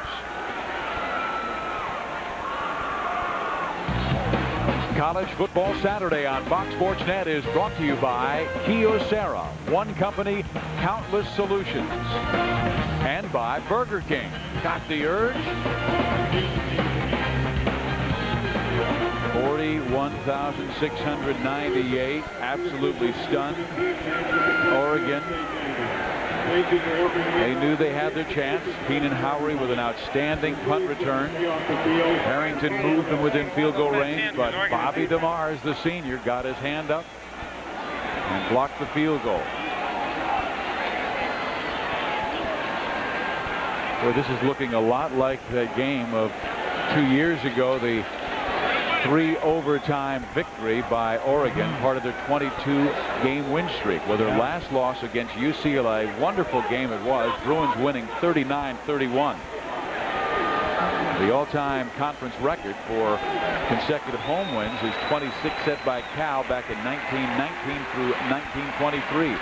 And now Chambers helped off a guy who has suffered through so many injuries throughout his career. You can see how heavily wrapped and braced his knees are. How do you manage this clock? You've got 3 timeouts. Start calling them. Start calling them. I'm kind of looking at it from the side of Norm Chow and Pete Carroll. You know, what do you have to do right now? You've got to get a first down. You've got to get a first down. And you'd like to not have to throw the ball. You'd like to hand it off to Sultan McCullough, get some yards, knowing that Oregon's going to call timeout right after this first play. They have stuffed the run all night long. Just 36 yards rushing, and they run McCullough, and he will gain 2. And timeout called. 1:16 to play. Let's go down to Lewis Johnson. All right, Steve, thanks so much. While we have a moment, let's check some of the highlights that happened across the country today. Big non-conference matchup at the Rose Bowl today between UCLA and Ohio State. First quarter, Corey Paul with a 24-yard pass to Ryan Smith, and the touchdown for UCLA. They go up 7-zip. Then Michael Doss blocks the UCLA punt and Ricky Bryant scoops it up for the touchdown. A last chance pass by Ohio State, but they cannot convert. Excellent defense on the part of the Bruins, and UCLA holds on to win this game 13-6. That was a huge upset here in the ACC, one of the biggest upsets in college football so far. But before the game started, everyone was paying their respects, remembering the tragedy on September 11th. But then North Carolina quarterback Davian Durant passes to Sam Aiken. Did you see that dive for the touchdown? That a 20-yard pass. Then Florida State quarterback Chris Wicks just struggling all day. He was picked off by the star Julius Peppers there, and North Carolina celebrates a big victory over number 6 Florida State. Big day in college football. And this one is not finished in Eugene. Now, Steve? Thank you, Lewis. No, indeed. 2 timeouts remaining. Palmer hands off McCullough up the middle. He gets to the 30. He needs to get to the 36-yard line for a first down. Clock stops at 1:11. We could be having another thrilling finish. Well, if you're Oregon, you're executing just the way you want to. Don't give them a lot of room. Call timeout right after the play. So when you do get the ball back, you are in a hurry up. And right now, the biggest play of the game coming up. Can you risk a throw if you're USC? I think you can. Carson Palmer's had a hot hand all, the second half. He's been on fire. 411 yards passing. Next week on College Football Saturday, presented by Kyocera, it's a Big 12 showdown as Texas Tech takes on Heisman candidate Chris Sims and the 5th-ranked Texas Longhorns. It all begins at 7 o'clock Eastern, 4 Pacific, right here on Fox Sports Net. Well, the team in front of Oregon lost today. The Florida State Seminoles lost big. But Texas beat Houston 53-26. Oregon needs to win to move up. If not, they fall, and fall badly. Florida State lost to North Carolina, who didn't even win a game. They were 0-3, taking on the Seminoles. 3rd down. Palmer shotgun, rolls left. And he will throw it away, and that will not allow Oregon to burn a timeout. Well, you said, do you throw the ball or not? You run a risk of taking a sack. You run a risk of an incompletion. Stops the clock. It helps Oregon. And I tell you, with Keenan Howery back returning punts, you probably will get the ball eventually in pretty good field position. 1:05 left.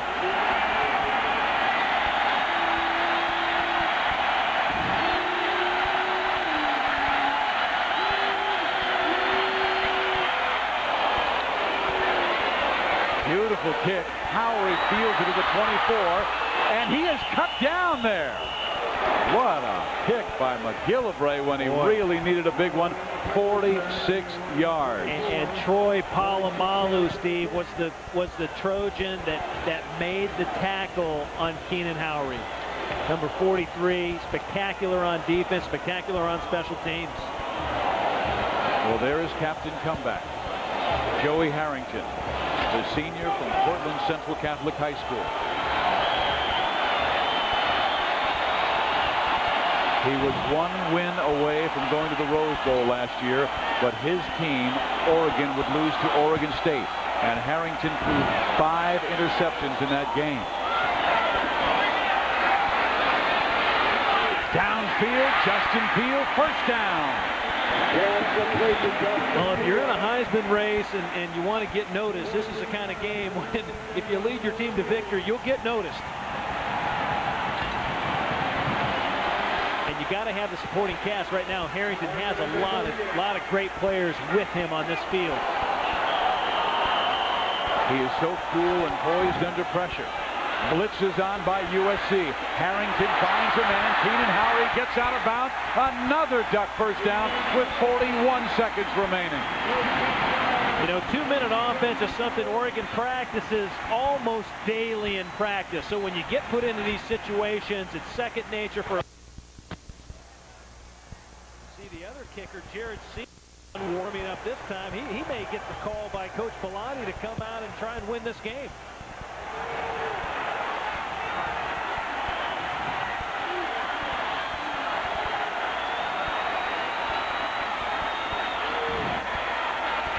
Corner blitz. Harrington steps up and fires. Incomplete. And I think he threw that one away. He knew his man was doubled, and he could feel the heat from behind. There is Jared Siegel really thinking about this because David Rosenberg's kick was blocked. Mike Bellotti trying to continue a consecutive streak of 22 straight. Pete Carroll trying to be the coach who breaks it. This would be a huge win for USC.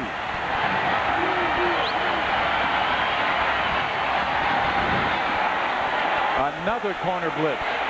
Harrington finding his man. Howery inside the 30 and inside field goal range.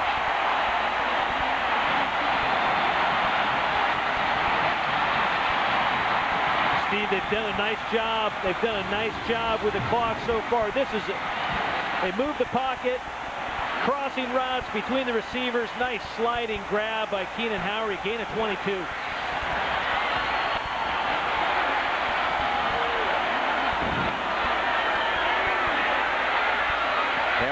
Going for the short yardage to the 23-yard line. 19 seconds left. Will Harrington take a timeout here? Yes, he does. Well, he has been so cool, and he is their captain comeback. 7 come-from-behind victories in his career. Will he pull it off again? We talked to Joey about late-game situations.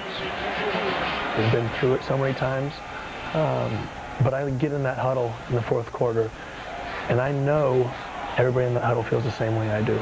We're confident. We have a quiet confidence about us. Everybody's eyes are looked at me, and there's no hesitation, there's no fear, there's no doubts. Everybody knows that we're going to get the job done. No fear, no doubts. And you know what that is? That's an experienced quarterback, understanding the system, what the coaches want of him, what they're trying to get done offensively.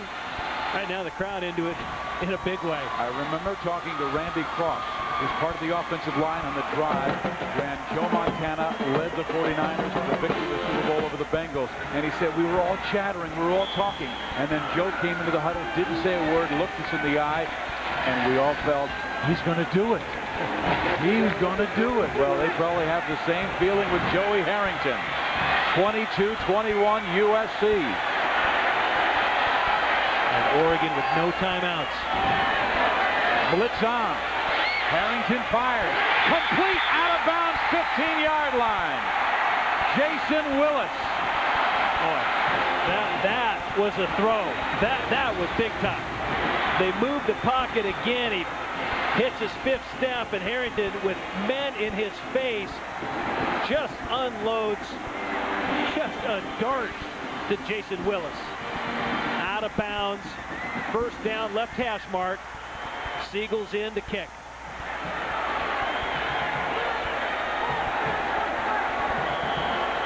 No more chances. But what a wonderful drive led by Joey Harrington. He will be the holder. Jared Siegel will attempt to win this game from 32 yards out.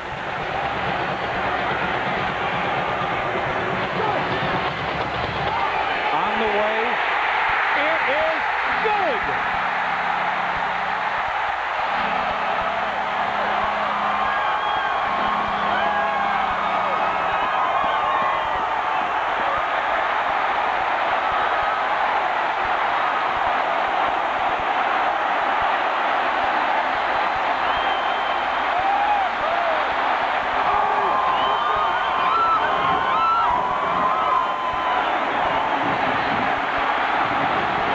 That's impressive.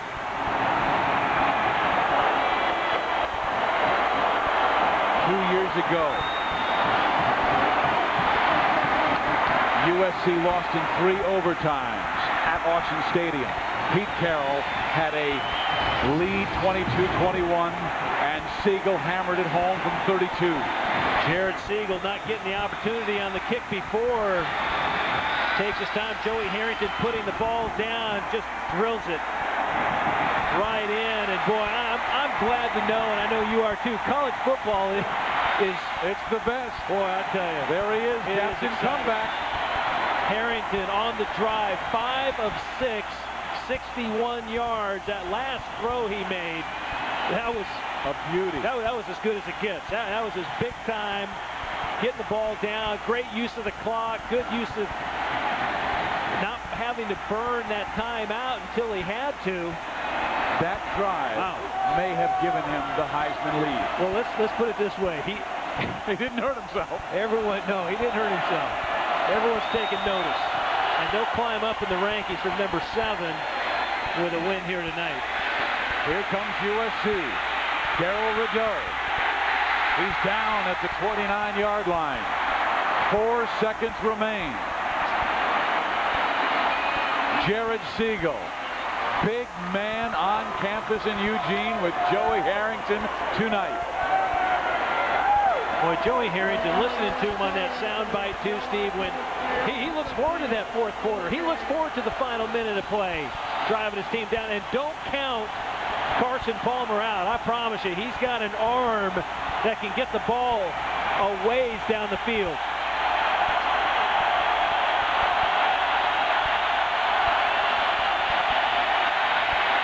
Palmer lets it go. And it is knocked down, and Oregon wins their 23rd consecutive home game. Without a doubt, our player of the game. His 8th career, 4th quarter comeback victory. Pete Carroll came so close, a tremendous comeback of his own. Down 16 points to take the lead. Carson Palmer with over 400 yards passing. But Harrington 5 of 6 in the last drive for 61 yards, and the field goal from 32 yards out by Jared Siegel.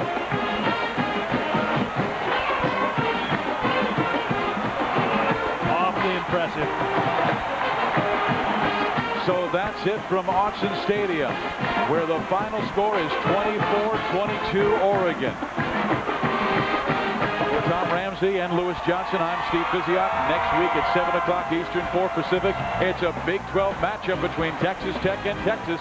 Check your local listings for games and times in your area. College Football Saturday has been a presentation of Fox Sports Net. Stay tuned. The National Sports Report is next in many areas. For those of you on the West Coast, stay tuned for your regional sports report. Good night, everyone.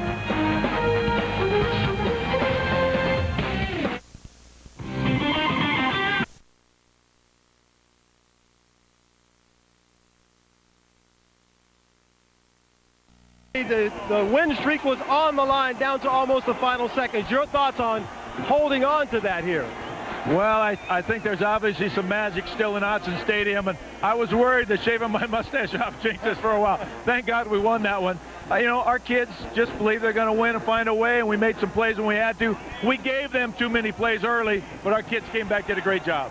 What is it about Joey Harrington and the fourth quarter? He must love that type of drama, but I imagine it kills you on the sideline. I think he wants to be an actor and always do that final closing curtain or closing scene, you know, curtain call. How about the field goal? It was a tough decision to switch kickers there, and it didn't work out, but you were able to get back. But that decision was a big one. Well, it was difficult. That's why I wanted to get fairly close.